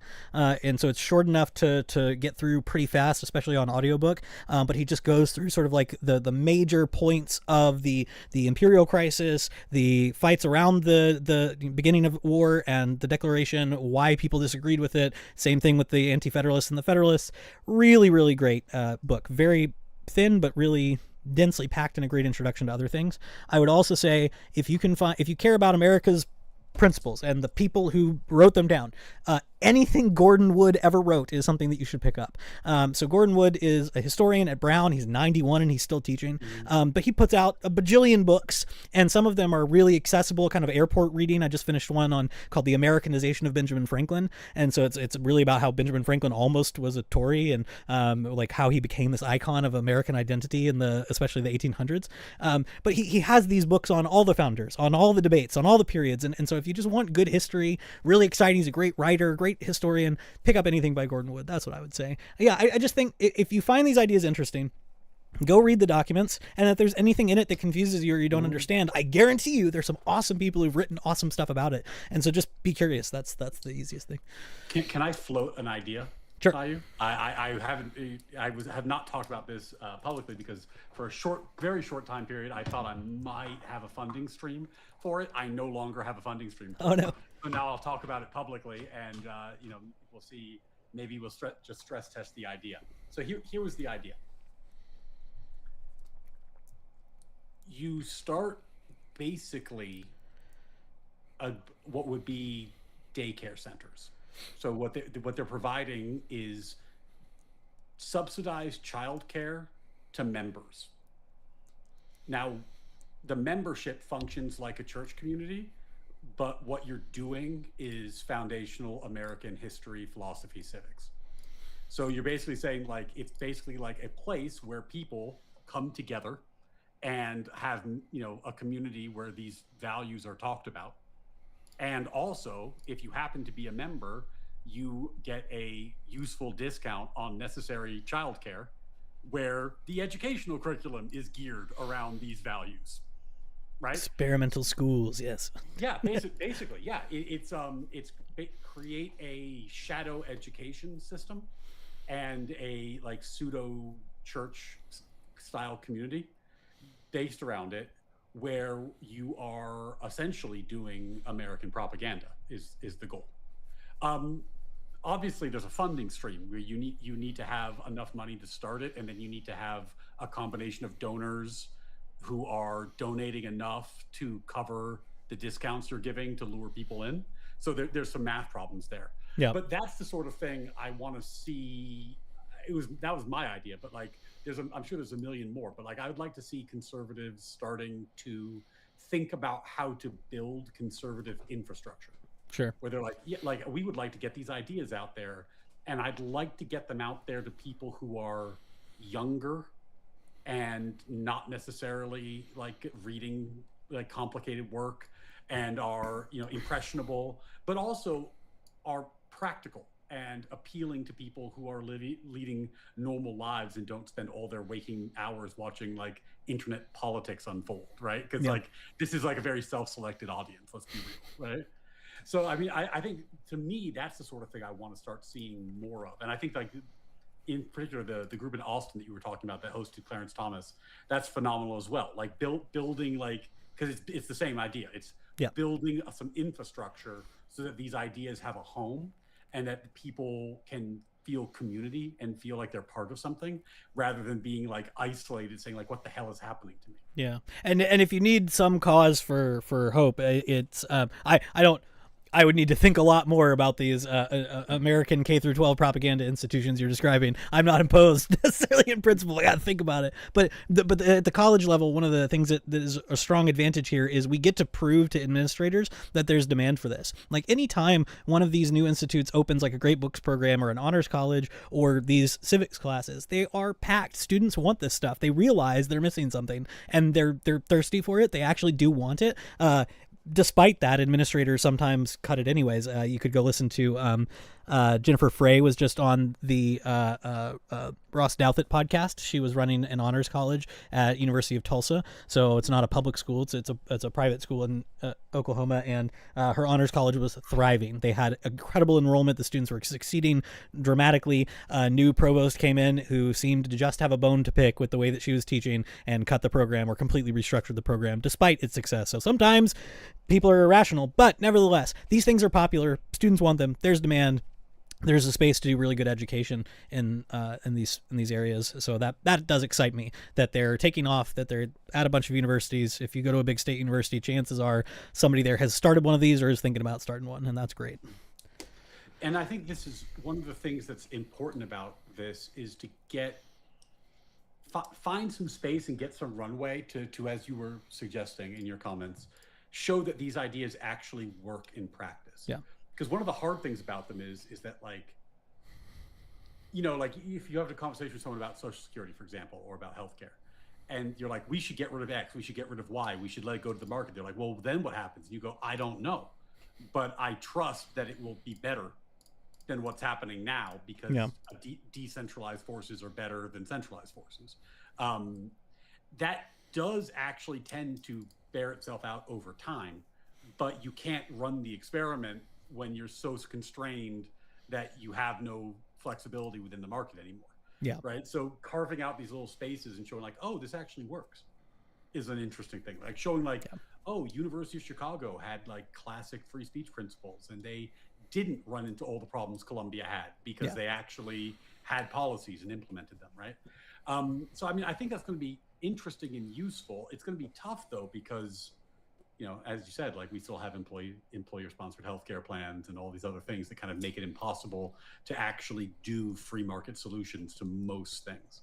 Yeah, I will say though, I think they tend to overstate it. But one thing our leftist, Democrat, progressive friends are right about is that the Federalist Society has been a very effective organization at implementing the goals of conservatives across the board for decades now. They've done a good job at actually causing some change with some time lag, and so the same thing could happen with these, right? That like these could be beds of development of skill and talent that actually goes out into the world. They become the teachers, they become the professors, they become the politicians, they become the lawyers, and they have these ideas now that are more informed than they would have been otherwise. I think that's something to be optimistic about for sure. I think that's true. I think what I'm getting at is more that there's a fundamental asymmetry, which is that like if you're temperamentally someone who is very inclined to think that it's very important that the state provide a lot of resources to people and that it right wrongs and that it do all kinds of other things, you are temperamentally more likely to be a bureaucrat or an educator. Yeah. You know, and if you're somebody who's like, I view myself as a rugged individualist and I want, you know, like you probably own a small business, right? Yeah. Like, and so like this is, you know, I was talking to Rob about this the other night where he was saying like law school's gotten even more left leaning. Like it's now like 90% left leaning. It used to be like 60% left leaning. And I'm like, that's very true. The practice of law is not going to have the same metrics. Yeah. It's still, it might be left leaning, but it's like the, you know, people who are out there, you know, hanging up their shingle and doing cases might not be progressive types. But, you know, there is an asymmetry in terms of education, and conservatives have to actually get back into education. Like it can't be the case that we're fighting this fight from outside the central locus of the battlefield, if that makes sense. Like, you know, what are our kids being taught? That's like a huge deal. It's not a small thing. Yeah. No, I think that's fair. Yeah, there's definitely a selection problem, and the same thing is true in academia. That's why I recommend that book, Passing on the Right. It does a really good job of outlining that, you know, some of the things conservatives panic about academia aren't entirely true, but some of them really are. Especially just the idea that like if you are somebody with a conservative disposition, you are not receiving the kind of encouragement your peers are towards going to grad school, going into these other professional or skilled fields. So there's both a self-selection problem where people tell conservatives don't go into academia, and a selection pressures that happen once you're in that environment that do sort of depress the odds that a conservative is going to end up in certain places. So it's a good book for that purpose. Yeah. And institutions develop groupthink, right? Yeah. Because like if you're normed hard enough, you don't have to tell anybody not to say certain things and that it's okay to say other things. Yeah. Everybody knows, right? You know, like certainly like when I was in law school, like, you know, NYU's a fairly liberal, left-leaning institution. And like, you know, if you were going to stand up and say something that was kind of like vacuously left-leaning, you could be pretty safe that you could do that and it would be fine. Yeah. If you were going to stand up and say something like right-leaning, you had to really be ready to defend that position because like the knives were coming out after you said that, right? So there's an example that they mention in the book that I think is really interesting so a lot of people, you know, view universities as like these lefty indoctrination factories, and the real story is a little bit more complicated. And in fact, the real story is often that whatever crazy stuff is happening at the university sometimes creates more conservative activists. So there's one case that's mentioned in the book where there was a student, I believe it was at University of Michigan, and it may have been in the law school. I think it was in the law school, but it was there was a class assignment that students had to it was either go to a particular protest or like sign a particular petition on something related to abortion rights. And there was a pro-life student there who's like, I'm not going to do this. And she got a failing grade on the assignment. I think maybe failed the class. And so she fought it out through the university, and they you know, she got her justice. But then she became this like flaming conservative activist over this. Like, and so it's a kind of funny case where the authors of this book are saying, you know, yes, the crazy stuff does happen, but sometimes it has the opposite of the intended effect of making somebody who would have been just a normie conservative way more crazy than they would have been otherwise. Well, no, it's a great example, but it's a funny example too, because it's a great example about how it impacted that student, but it also is a great example of what one of my early like canary in the coal mines, like something's wrong here, was. And this is back when I was teaching. This is way before I was sensitive to this. Because I didn't get sensitive till I like got exposed to conservative thought in law school. So I was still very, very left-leaning when this happened. But I noticed something odd happening in even elementary school education, where when I was a kid, we did community service projects. Yep. We went out into the community and like planted a garden, or like cleaned up the old folks' home, you know, or like, you know, it was about service. And there was when I was teaching, suddenly we were being asked like, oh, well, why don't we get the kids to write letters to their senator about this policy issue? right? Like, why don't like it stopped being about service and started being about activism within the civics curriculum, right? So like part of the story you told is they were like, hey, let's do this activist project. And that's actually an interesting, like why would activism be part of an education curriculum? Is an interest, like, where does that come from? And that goes back to the first premise of of the article you sent, which is, if you don't believe that there's an enduring moral order, if you don't believe that there's capital T truth to learn, then that would be a very silly purpose for academia to pursue. And in fact, social justice and it making society better would be a much better purpose. So activism would become part of the curriculum. And why wouldn't it? Because there's no truth to learn. Right. Like, so, and so I mean, even that I think is it's an interesting canary in the coal mine. So, I think that's true. I'm trying to think of like, I'm trying to steelman the proposition of activism as a part of this, but I think you're right. It's just out of place in the curriculum. Like it can be something that like teaching students how to engage in politics is one thing, and then them going off and using that, go write a letter to the editor, go run a petition, whatever. That's one thing. But that's fair. It's common now to give students like time off to go join protests. Right, which I think is insane. There's Stephen Hicks has this lecture series and I think a book on like basically like how to argue with postmodernists. And one of the points he makes, he's a philosophy professor, but which I found informative, is he was like, when you're talking to a postmodernist or post-structuralist or whatever, you have to realize that everything they're talking about is downstream of politics by definition. Because they don't believe that there's a capital T truth to learn. So what they want are their preferences and their goals, and that's typically politics. And if they're talking to you about art or science or philosophy or political theory, it's not because they think that there's objective truth there to get through dialogue. It's because they're circling back to politics. And I found that to be uncomfortably true. Right. Like, and it makes conversations like yours with Pisco the other night make more sense. Right. Because he's not, for all his complaining about what my rhetoric, he's not there to talk about logic or syllogism or theory. He's there to convince people to pack the court. That's what he's there to do. Right. So like, if you're making an objection, why not call you a retard? I mean, it makes sense. I do. One thing we'll have to talk about at some point is when we're trying to define conservatism. Conservatives, in the sense that I mean, the conservatives that I like, they typically will say like, we're part of this great tradition that stretches back into classical philosophy. We're the ones carrying forward that legacy from Plato and Aristotle and everything else. And one funny thing that you find that we talked about a little bit last time is that on certain policy issues, that means people who have conservative principles and dispositions can end up having a kind of horseshoe theory overlap with some people that might be more traditionally considered left. But on that question of what is political, right, you have the kind of standard tropes of like 60s and 70s academia and all the critical stuff that, the personal is political, everything is political, and then you go back and you read Plato and Aristotle, it's like everything is kind of political, right? So there's just some weird horseshoe theory overlap with some in the weeds conservatism and some of the wackier claims that some lefties make, where it's like, you're kind of right, but for all the wrong reasons, or you don't realize what you're actually saying, or something like that. It's funny because that's why I kept fixating on that first principle when you sent that article. Is that like, go back to the Greeks? If you believe in the Platonic forms, and if you believe in like a eudaimonia, so that there's a good life and there's a way to attain the good life, and that's the goal is to have.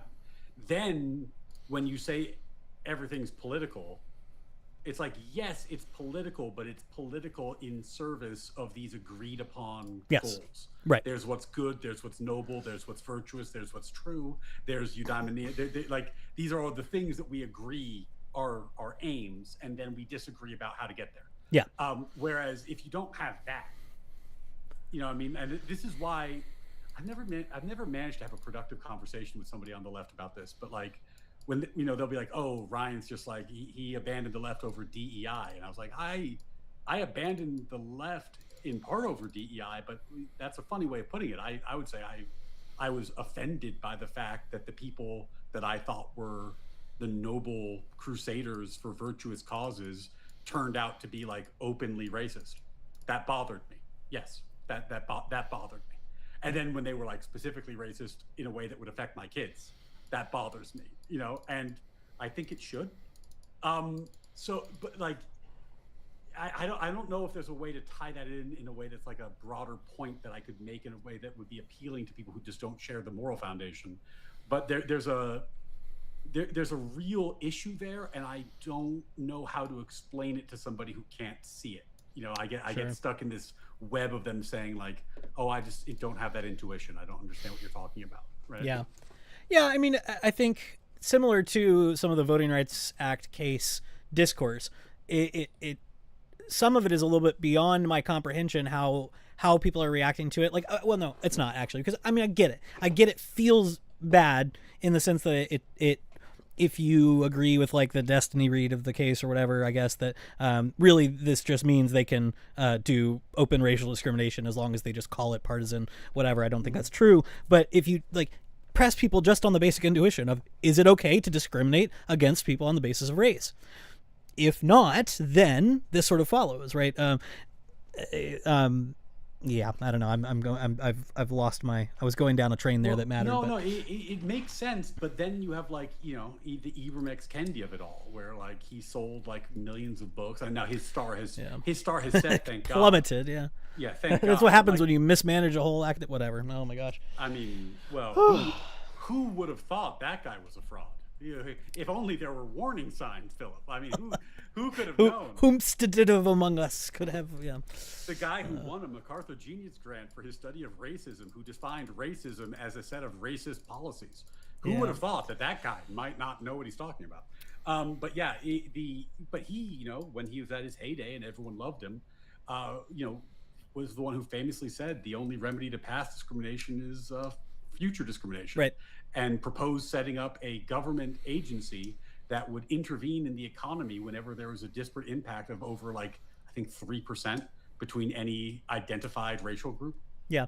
One thing that's frustrating to me is that that's a case of, I think, pretty ludicrous ideas polluting what could have been a really good conversation. So, for example, right, just using the term reparations triggers people. But if you go read Ta-Nehisi Coates' Case for Reparations article in The Atlantic, it's a wildly reasonable piece. He's not arguing for anything that's terribly controversial. He even says just in principle reparations, that is Congress saying, you know, passing a resolution that like we formally, you know, apologize for the fact that we had laws that allowed this to happen. That's a form of reparations. He's fine with that. It's a wildly reasonable article. But then the whole idea and policy of reparations becomes this whole flashpoint. People like Kendi are able to capitalize on everything around the race conversation and take it in very bonkers directions. A similar thing happens with almost every touchy political issue. So a similar thing happened with COVID, right? The going straight from, oh, hey, there are some questions about the extent of emergency powers, what regulations these people are passing seems kind of tyrannical, to it's not real, it's fake, the vaccine is killing you, whatever,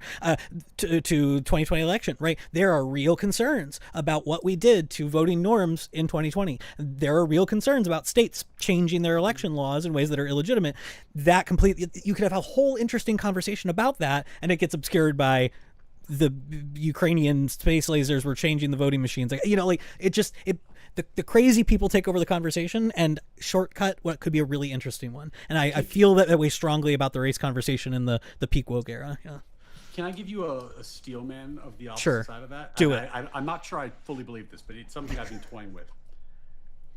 One of the things that's made Christianity so successful over time is that it works at like pretty much every level. Like if you just go to church and interpret everything literally, it like seems to make people's lives meaningfully better. Mm-hmm. And if you approach the stories more analytically, allegorically, you get something out of that too. And if you become like a philosophy theology bro and you get like PhDs and you study it on like that level, there's like rigor to it as well. Like it has a meme level and it has increasing levels of thoughtfulness. One of the things that I'm struggling to do with this channel, and this is actually before you even came on, I was talking about like my videos do fine, but my shorts suck. no one watches my goddamn shorts. Like, what's wrong? And the answer is, I'm struggling to figure out ways to take the principles we're talking about, conservatism, natural rights, inalienable rights, transcendent moral truth, and turn it into low-level meme type content that is attention getting. Now, I don't love this as a solution, but an easy way to do that, right, is to oversimplify the issue and lean into controversy. Yeah. Right? Because if you do that, then you can say like, the fucking Democrats are coming for your guns, and that is going to be effective at attention getting, and then might lead into some of your more nuanced points down the road. So I guess that's the question. Like, we've been having a rather esoteric academic conversation about conservatism and what it means. I had another conversation like this with Stelios about classic liberalism and American liberalism and European liberalism and the differences. I love that conversation. Viewership was terrible, right? Yeah. So if we're in a marketplace of ideas, how do we make these ideas marketable? Because it can't be the case that only people who are reading a lot of really great books are gonna like them. That we have to have a sales pitch that appeals to people who aren't necessarily here for the book club. Yeah. I don't know. I'm kind of pessimistic. Ping, bro.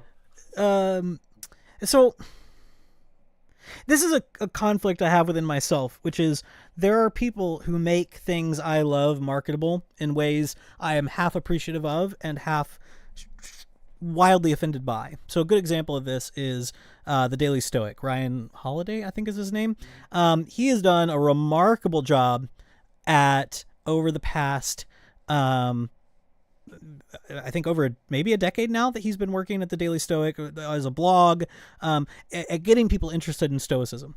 He has done that by, I think, completely butchering and bastardizing Stoicism. And that was on display in his catastrophic Twitter meltdown over Ivanka Trump mentioning Marcus Aurelius on a podcast. I mean, the man had a full-blown week-long hissy fit over the fact that this woman, whose dad he doesn't like, fair enough, likes Marcus Aurelius. How dare she talk about his sacred text? And it was the most unstoic thing you can imagine, right? This guy's a joke. I cannot stand it. I didn't connect those dots. That's very it's particularly funny for crazy. a Stoic to have a public He Stoic. claims to be a practicing Stoic, using Stoic philosophical techniques to still the passions of his soul. And the man just has a baby rage fit on Twitter about Ivanka Trump. That's not Stoic. I don't care if you're not a Stoic. I'm not a Stoic. I don't think they're right about things. But it was insane. So I'm on the one hand very appreciative that this man probably has made more people read a great text of Western history than I ever will in my life.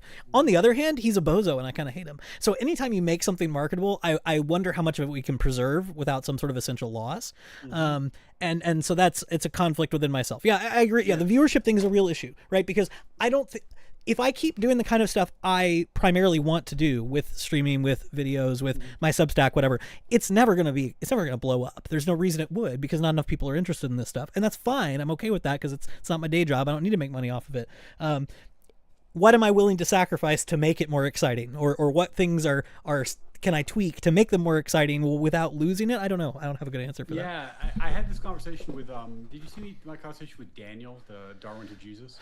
I did not listen to much of it. I popped in at one point, but yeah. So he's an interesting guy because if you listen to him talk or you read his Substack, he's hyper respectful and super, super in the weeds on theology and philosophy and wants to have very polite debates with PhDs where they, he does the extreme version where they exchange their opening statements and then write rebuttals to them. And it takes great. 3 months. And then they have this incredibly cordial and thoughtful dialogue. Right. And then you look at his X account and it's boy, if atheists knew about philosophy, they wouldn't be so smug with a fucking fucking eyes and it's just atheist shit can memes about how dumb atheists are, all stuff. And that's funny. I was like, how could this be the same person, right?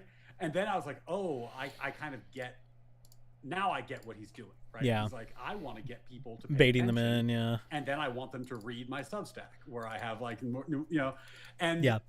there is something to that. It's like even in the American Revolution, it's like, they had like the pamphlets, and they had, they had like, I think you were talking about this the other day, like Thomas Paine wasn't exactly like structurally critical exactly about how to make government work, but holy shit, was that guy a spicy writer. Yeah, well, and there's nobody else probably who you were like, holy shit, we're burning it, we're burning everything.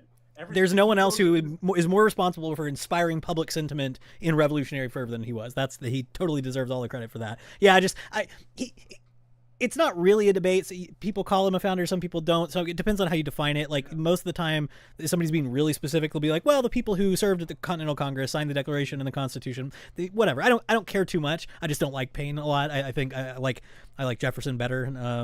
Sacrilege. Yeah. Well, we deists have a soft spot for Thomas I know. Well, see, I'm my personal favorite deists are the ones like Franklin who appear to be convinced by the end of their lives that there is a kind of active providence in the world. It's not just the clockmaker who sets it up and walks away. So there are some who come to believe like Franklin has that letter that he writes to Paine where he's basically just like, shut up about this like God doesn't intervene in human affairs thing. Like providence is important. It's a really fun letter. Well, so. I think if they were transplanted into today, Paine would be an atheist. And Jefferson and Franklin would not be, despite their misgivings. That's probably true. I'm psychologizing, but I think I agree. Yeah, because Paine was overtly hostile to religion in a very sharp-edged way. Yeah. Whereas, even like you look at Jefferson, he's like, well, I'm gonna remove the miracles part, but there's still a lot there that I like. The Jefferson Bible is very different than the actual Bible, but I don't think Paine was reading any Bible. Yeah. Like, I think there's except to like find the bits he disagreed with. Like, I think, he was hate reading. It's a different thing. There's this really funny letter from Jefferson, and I get them confused sometimes because there's a set of letters. Sorry. No, go ahead. Paine would be a redditor. Redditor, yes. Oh my goodness. Sorry, somebody in my chat is telling me that I'm making him want to scream, and now I want to know why. Why am I making you want to scream? Which part of that? So there's a set of letters from Jefferson where he's recommending a plan of education to his nephew and telling him like which books to read, and one of the things to note about it is he completely leaves out most moral philosophy, completely leaves out most theology, because he says in the letter to his nephew, like, you'll find better moral answers from a plowman than you will a philosopher. Don't bother with the stuff that the professors are putting out about moral philosophy. Just go, read this other stuff. But then there's a letter, I think it's the one where he's proposing the plan for the University of Virginia, and he specifically does not have a divinity school attached. That's what's going to separate it from William and Mary, which is an Episcopalian institution. Not going to have a theology department. We're not going to teach any theology at all, which was shocking and radical at the time. And he has this section, and again, I might be getting them confused. It's in one or the other set of letters, either the education ones to his nephew or the education ones about UVA, where he almost like loses himself and he starts kind of ranting, and he's like, you can almost see him like scribbling, and he's like, this Gothic idea that we need to go back into the annals of history for what's most true for our times is only fit for the monkish, ignorant, like he's pissed about it. But he does then come back and say, like, but I do agree with like the morality that Jesus teaches, and it's like there are good things here. It's just the dogma of treating it like this is the thing we've got to hold on to forever, and we could never discover better principles. He just is shocked by. It's a funny set of letters where he really does get impassioned about this stuff. Well, and that's that in some ways that's the core of the kind of like conservative versus progressive debate today still, right? It's like, can you improve on the principles, or can you only live up to them to a better extent? Right. And that's I think that's it's a very core distinction. I think there are people who just I find this odd that they just don't feel this sense, and I can only take them at their word. I didn't do intuitions when I was talking with Lance Bush, in part because I just knew we were going to fight about it, and I was like, do you want to fight about it at the end? He's like, nah, we'll do it another time. But like, it's an interesting question, because like if you read someone like Thomas Reed, like they'd almost say that like morality is a matter of perception. Like you just know something is wrong, and if you have a functioning human mind and spirit and didn't have something terribly go wrong with your life, that this exists within you. And then the other people were like, no, that's just not a thing. I just don't have those intuitions. And Yeah. like, really? Like, I don't know what to make of that. Like, it's almost like when I talk to someone about free will and they're like, I don't really feel like I'm making choices. And I'm like, you don't? Like, Yeah. Are we the same species? I don't know how to respond to that. You know, like, Yeah. It's tough sometimes. You just run into people, their alien things go on inside the heads of other people sometimes. well, I feel like I can't prove it, of course, because I have no access to their psychology. But I kind of feel like people are just willing to say shit to advance their argument. Ultimately, you know, Yeah. like Oh, that's true. I have a hard time imagining that there are people out. It's like when the internet was talking about internal monologue. Oh yeah. And people Yeah. were like, I don't have an I don't internal have it. monologue. I was like, shut the fuck up. Shut the fuck up. You don't have an internal monologue. You know? I mean, look, some of these people, I'm like, yeah, that tracks. Like,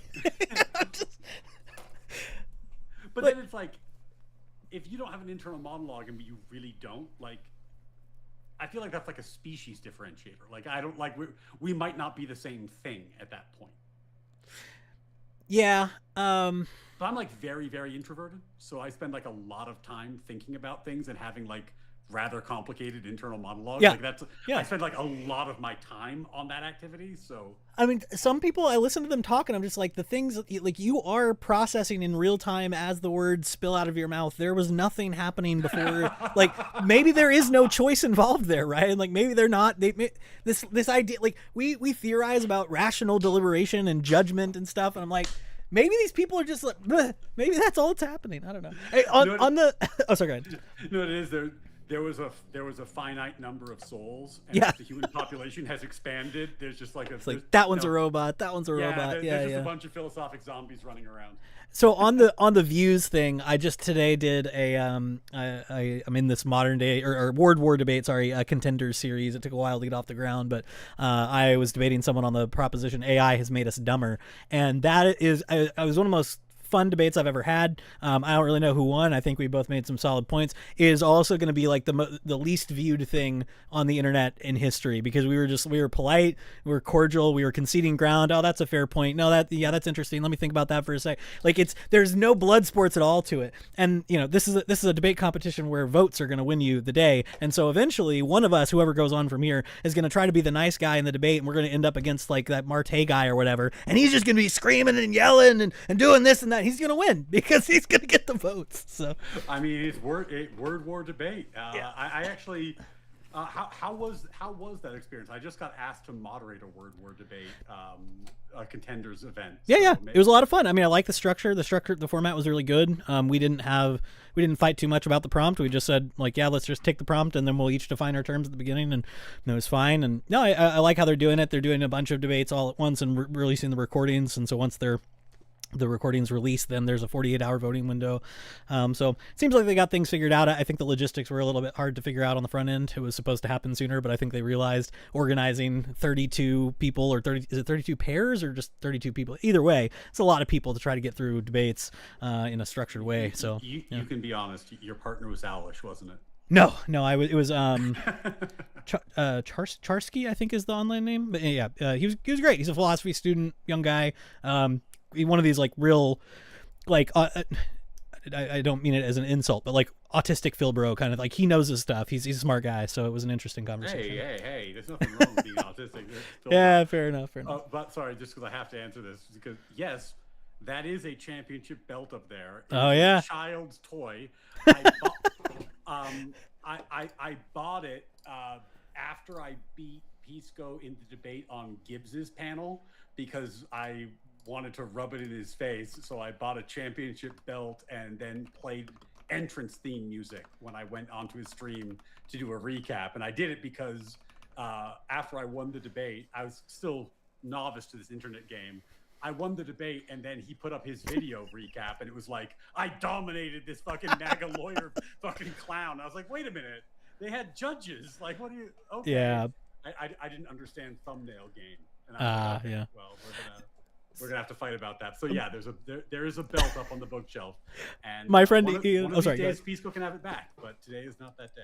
my friend Ian came in when you were saying like you don't really believe that these people don't have internal monologues. He said, if you haven't spent much time with truly stupid people, then I can see not believing that. But really buckle down and hang out with a moron, and you'll see. That's the problem. You're hanging out with people that are too smart. I mean, maybe that's what I got to do. I got to become a man of the people, and then I'll understand the power. Because it's like. Shit. It's like the Blazing Saddles thing. These people are the salt of the earth, the common clay. The common clay of the New West. Morons. Like that. It's a great quote for that reason. Well, I mean, that's right. It's like like what were the defining moments of the last election? It was like Biden stumbling through that debate. She's for they them, Trump's for you. That ad still blows my mind. And like Trump at McDonald's. Yep. Right. I mean, like this is not exactly highbrow stuff, but on the other hand, like America's never been like a highbrow intellectual nation. That's not exactly been that's not been our thing. Like, in fact, we've kind of been like it's like the opposite. Like we're a philosophic nation, but it's like an intuitively held philosophy, not a rationally held philosophy. So Tocqueville has a really fun quote about this in Democracy in America, where he says he has never encountered a people who are so thoroughly philosophically influenced without being philosophically literate. So he says the ideas of like Pascal and Descartes are the ruling influence on the mind of every single American, and they probably couldn't name them. He's like, they just don't realize these things, these ideas are all in the background. It's a really interesting reflection where he's just like, you don't find high art, high philosophy, high culture among the Americans, but they're influenced by it nonetheless, and they carry it forward. Democracy in America we could talk about for a while. I will say too, on the general people are stupid thing, the job talk that got me my job is a lecture that I do on public opinion research, which is just public opinion is fake and people are stupid. That's the short title. Nobody has opinions, it turns out, and when they give you opinions, they're not lying, but they don't actually hold the opinions. They just came up with it on the spot. If you just poll people on the most basic political facts, none of them know anything. Like if you Ryan, did you know that on most public opinion polls, if you actually have a representative sample, like if you're not polling voters, if you're just polling the average American, and you ask them which political party in America would you say is more liberal and which one is more conservative, do you know people only get that right about a coin flip at the time?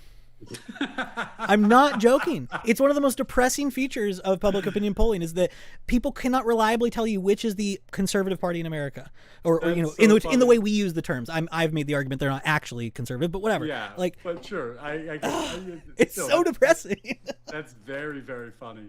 That's like just barely more than 50% get it correct. So it's not quite a coin flick, but it's close. You're in good company. Justice Thomas had the same quote about the America and their relationship to philosophy from the same source in his speech. Oh, great. So amazing. Yeah, so in very good company. So, Philip, I know this is completely unfair, but the Knicks are in the finals. I need to watch the game before I go. Please go ahead. Go. I am not going to stay up forever. So I would like to start wrapping the conversation. Yes, absolutely. So I can selfishly watch my Knicks in the finals for the first time since 1999. Please go do. Knicks. Fuck San Antonio. Sorry if you're from Texas in the chat.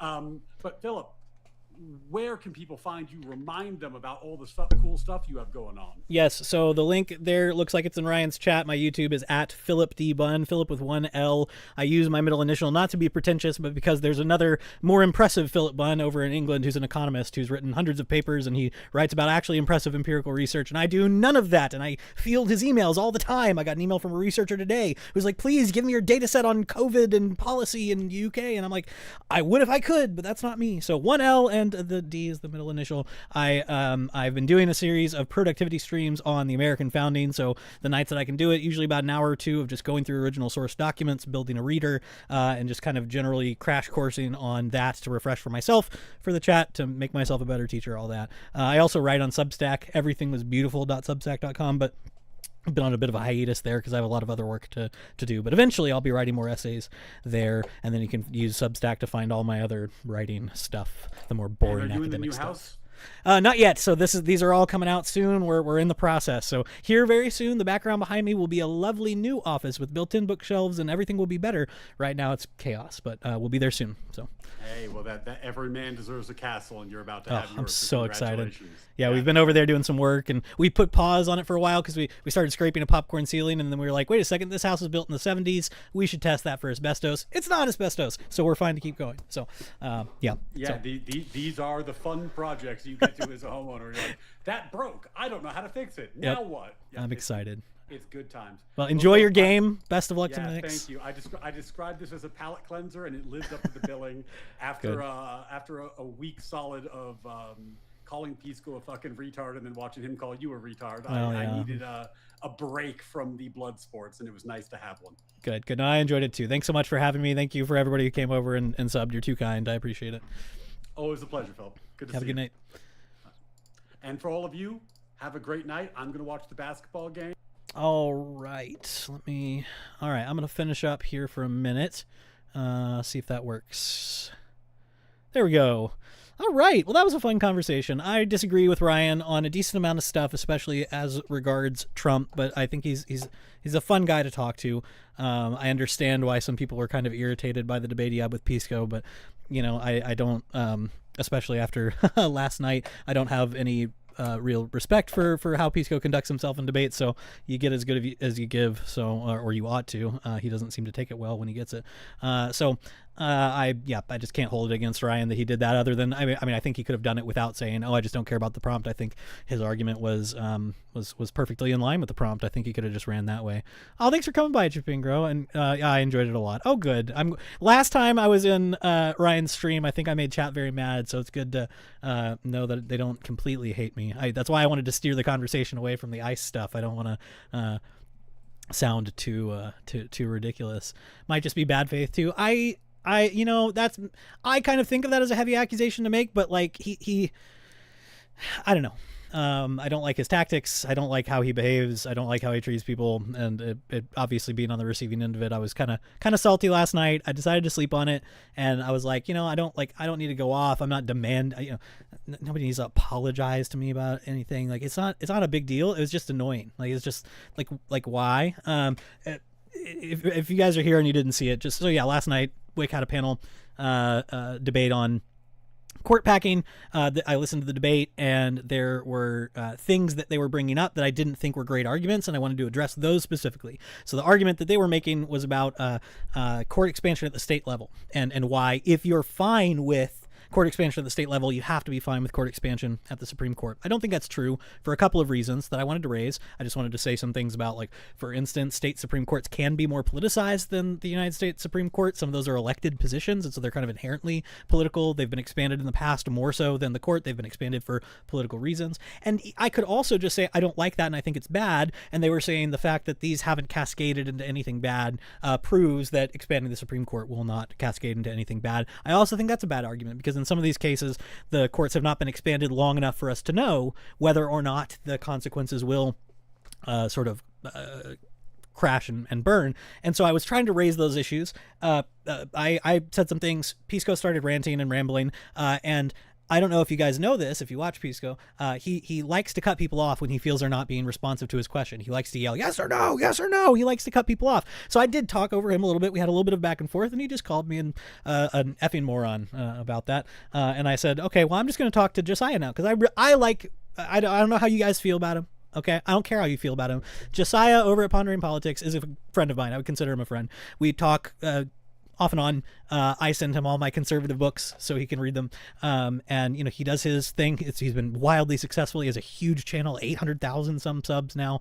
I like him as a person. We disagree on almost everything politically. I don't think we've ever agreed on anything politically, other than I share some of his criticisms of Trump, I guess, but usually not for the same reasons.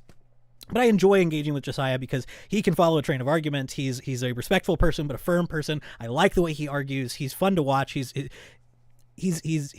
tolerable in a way that I don't find Pisco. And so I was like, look, I'm just going to engage with Josiah now, because Pisco, you just called me an effing moron. And Pisco's like, yeah, it's because you are an effing moron. And I was like, okay, I'm just getting off. Like, I wasn't confident enough in myself to not just kind of go off on him, and I didn't want to behave that way because it wasn't worth it. Like, there's nothing about the conversation that was worth behaving the way he was behaving, and I didn't want to sink to his level, if that makes sense. Not because I think I'm above him or anything, but it was just so out of control and obnoxious. I was just like, it's just not nice.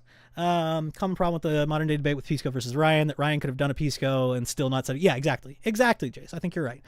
So, you know, I would have handled it differently if I were Ryan, but I don't care too much. Like, I'm not gonna.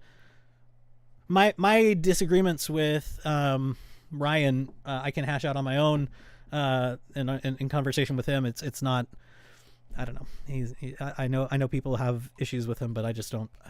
I don't have enough of a platform to care about what other people are saying about the people I'm talking to. I just don't care. But there are people that it's not going to be worth talking to. So yeah, I mean, if not that I think he would, but yeah, if Wick was like, oh, Pisco wants to debate court packing again, I wouldn't. I just don't want to talk to him. Not worth it. Not worth it. He can go sit in his area and yell at people, and maybe it'll be effective, and maybe he'll win, and maybe he can rub it in all of our faces. But like, I don't know. Anyway. What else? I was gonna say something because we got a few new people here, so I wanted to continue for just a minute, but I appreciate you guys coming by, especially those of you who come from Ryan. Like I said, I have some disagreements with him, but I think we can hash them out in friendly ways. The content that I do here is, I think, relatively uncontroversial. It's going to be mostly historical, political thought stuff. So right now, American founding. In the future, I might do this for other classes that I'm teaching. I do also teach, though, like actual American politics classes, like contemporary classes on Congress, the presidency, just basic American government. I teach constitutional law, though I'm not as equipped to do that as a lawyer. The policy elements of con law are squarely within the world that I teach in. And so I spend a lot of time with history of political thought, and that's what I try to bring to whatever conversations I'm working on. Yeah. Well, I appreciate that. And yeah, similarly, right? So I talk with my sister about this a lot. You know, both of us remember, like, our parents were Republicans. We both gained political consciousness during the 2000s, right? And so the memory of Bill Clinton is strong, lingering in the memories of our parents. And so we kind of grew up hearing pastors and our parents and people in our communities talk about the sort of awful moral failings of Bill Clinton as a president, and how you needed a leader who was morally upstanding. And then we got to 2016 and I started hearing, we're not voting for a pastor, we're voting for a president. And I'm like, that's true. And they're not the same thing. I don't think they should be the same. A president doesn't need to, be seminary trained and have biblical languages and yada, yada, yada. But I also would prefer my president not be, well, etc. So that's how the conversations have gone. So yeah, I don't feel like I had any sort of like radical shift in my views. I was on a very conservative campus in 2016 or the lead up to the 2016 election. And at that very conservative campus with many people working for various campaigns, there were maybe 2 people who actually supported Trump. I mean, it's a small campus, by the way, it's 300, 400 people, but out of a very, very Republican campus, most people were Cruz people, several people were Rubio people, very, very few Trump people. We watched the debates, all day, like watch parties for the debates, and nobody was impressed by him. Nobody really was super on board with him, except, you guys want to know? You want to know who the exception was? Who one of my classmates was? Who was very, very into President or future President Donald J. Trump from the get-go, from the very beginning? Former Congressman Madison Cawthorn. He was one of the only Trump supporters on our campus that fall. It was pretty.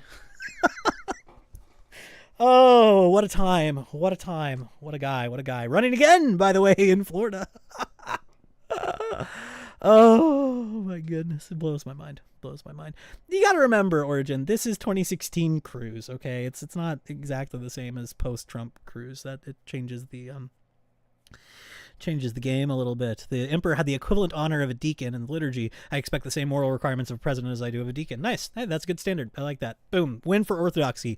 W's in the chat for our Orthodox friends. I am not Orthodox, but Thank you for bringing that nugget of wisdom. There's a really great book. It's not from an Orthodox perspective; it's from an Anglican perspective. But a book I really like that is useful for thinking about the history of Christianity and politics called. Oh my goodness! Why am I forgetting? Desire of the Nations by Oliver O'Donovan. O'Donovan's an Irish-British priest and scholar, and Desire of the Nations basically is a look at the political theory that develops out of Christendom. And one of the arguments that he makes effectively is that many of the things that we prize in modern liberal democracy is a development in medieval Christendom, not even primarily Western Christendom, but Byzantium. You get the idea that, for example, you should have checks and limits on the executive power, that we have this separation of church and state developing. Anyways, he's a really good scholar. It's a really good history. And to me is like, if somebody was like, hey, what's a, within Protestant political theory, what's the, what would you lean on that's not Christian nationalism? I'd point them probably to that book, I think. Well, Jace, you can subscribe here on YouTube for freezies. Currently, I don't have any way to support me because I don't qualify yet for YouTube money. But if you subscribe and share my channel and get me up to 300 subscribers, that'll help. I also need something like 3,000 watch hours or something, which means we're going to have to get way bigger, way faster for that to happen. But yeah, I mean, maybe eventually I'll set, if I don't hit those metrics, I'll set up like a Streamlabs dono link or something. But I'm not really doing this for money right now. It's fun to watch a number go up, and it's fun to talk about the books I would be reading anyways. I really I enjoy it quite a lot. It's a lot of fun. I also anticipate in the future, like I will probably do some react/reading of Supreme Court opinions. We got a bunch of big ones coming out in the near future. Yeah. Well, when I have memberships available, I will let you know. I will chase you down, Jace, and say, hey, I've got memberships now. Are you gonna pay? Are you gonna pay? Yeah. Well, so once I hit those metrics, then people can get memberships, do super chats, whatever. But right now, YouTube doesn't think I'm worth it, which is probably true. To photo ops Cruz did in 2015-16. Which photo ops? I don't know. Maybe I did. Yeah, I'll probably do some read-throughs. So tomorrow morning, we're going to see some case drops from the Supreme Court, and I'm streaming tomorrow night. So I may do a read-through of something that they drop tomorrow if it's interesting enough. Who's North Chipingrow? I don't know if I know North. I would love to talk with Connor. I've been on panels with Connor before. I message him every now and then. He's a busy guy. He doesn't always respond, but no, I would love chatting with him. I think I share many of his intuitions about core political philosophy. I don't share his willingness to do activism for the Democrats for this like sort of long-term greater good sort of thing. I just don't find that a productive thing. North is live. Okay, let me check. I don't this is me being ignorant. Let me go subscribe to this person. Oh, I've seen North on Twitter. Yeah, I mean, I would love to talk to a principled American conservative content creator. I would love to talk to more principled conservative American content creators. Tacky, cheesy videos of his family dressed like Southern conservatives praying at the kitchen table. Oh no! Tempted to call you, but I'm not home yet. Well, Educated Art, we can talk. I'll be on tomorrow, so if you wanna yell at me, maybe you can do it then. I'm still trying to figure out. Origin has also asked about call-ins. I'm trying to figure out a flow for these if I want to have like a time to do call-ins or something. But I mean, I don't have enough people actually watching to usually make it worth it. I'm not. I love talking to you guys. So yeah, I just found North. So yeah, I subscribed and would be happy to chat sometime if there was something to talk about. Yeah, but on the tacky and cheesy photos Origin, yeah, I mean that's just politics, ain't it? Man, it's what a time. Yeah, so thank you guys for coming by. I'll probably head off here in a minute or so. Let me know, too, those of you who are new, what sort of things you would like to see me doing. So, I have an idea of what I'm doing right now with this Political Thought of the American Founding series. I got to get through the syllabus, got to build this reading packet. That's a requirement. That doesn't mean I have to do all of that. for the whole stream. And so if there are other things you guys are interested in, let me know. If you just like talking about books or particular thinkers or particular people in history, Federalist paper coverage, great, awesome. Yeah, I didn't have as much time as I had hoped to do that. I wanted to spend more time on 78, but it is a really important document. So we'll be doing more Federalist Papers very soon. We've got a couple more Adams readings to do, and then we're going to get into the Constitution and then the ratification debates. And then my favorite thing to do is the Anti-Federalists, because they're so underread compared to the Federalist Papers, right? Obviously, the people who win, we care more about their ideas. But the Anti-Federalists they're great writers. They make interesting arguments. And almost every time I teach the Anti-Federalists, students come out of it thinking like, oh, they were right about a lot of things. Like the things that they said would happen at the federal level, they did happen, especially after FDR, the kinds of things that Ryan complains about. The Anti-Federalists are anticipating. So it's not that they're right about everything. It's not even that the Constitution would be better off if we hadn't done it. It's just, the guys who were skeptical and said, hey, here's some bad things that might happen if you guys do this.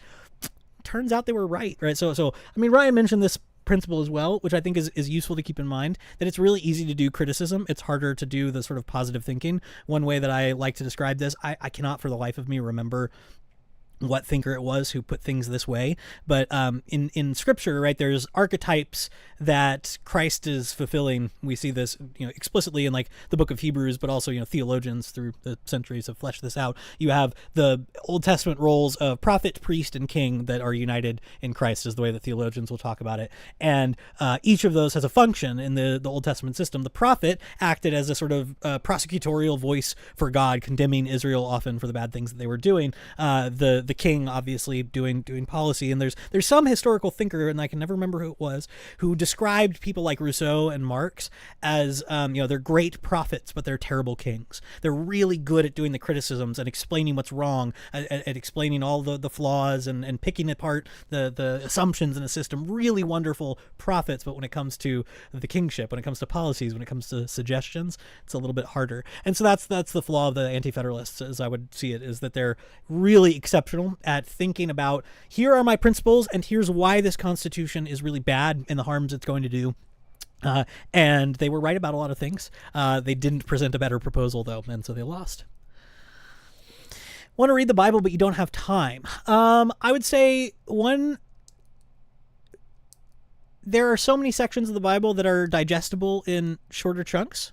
And so you should not view it. It's a really bad idea for most people to just sit down, start at Genesis and go.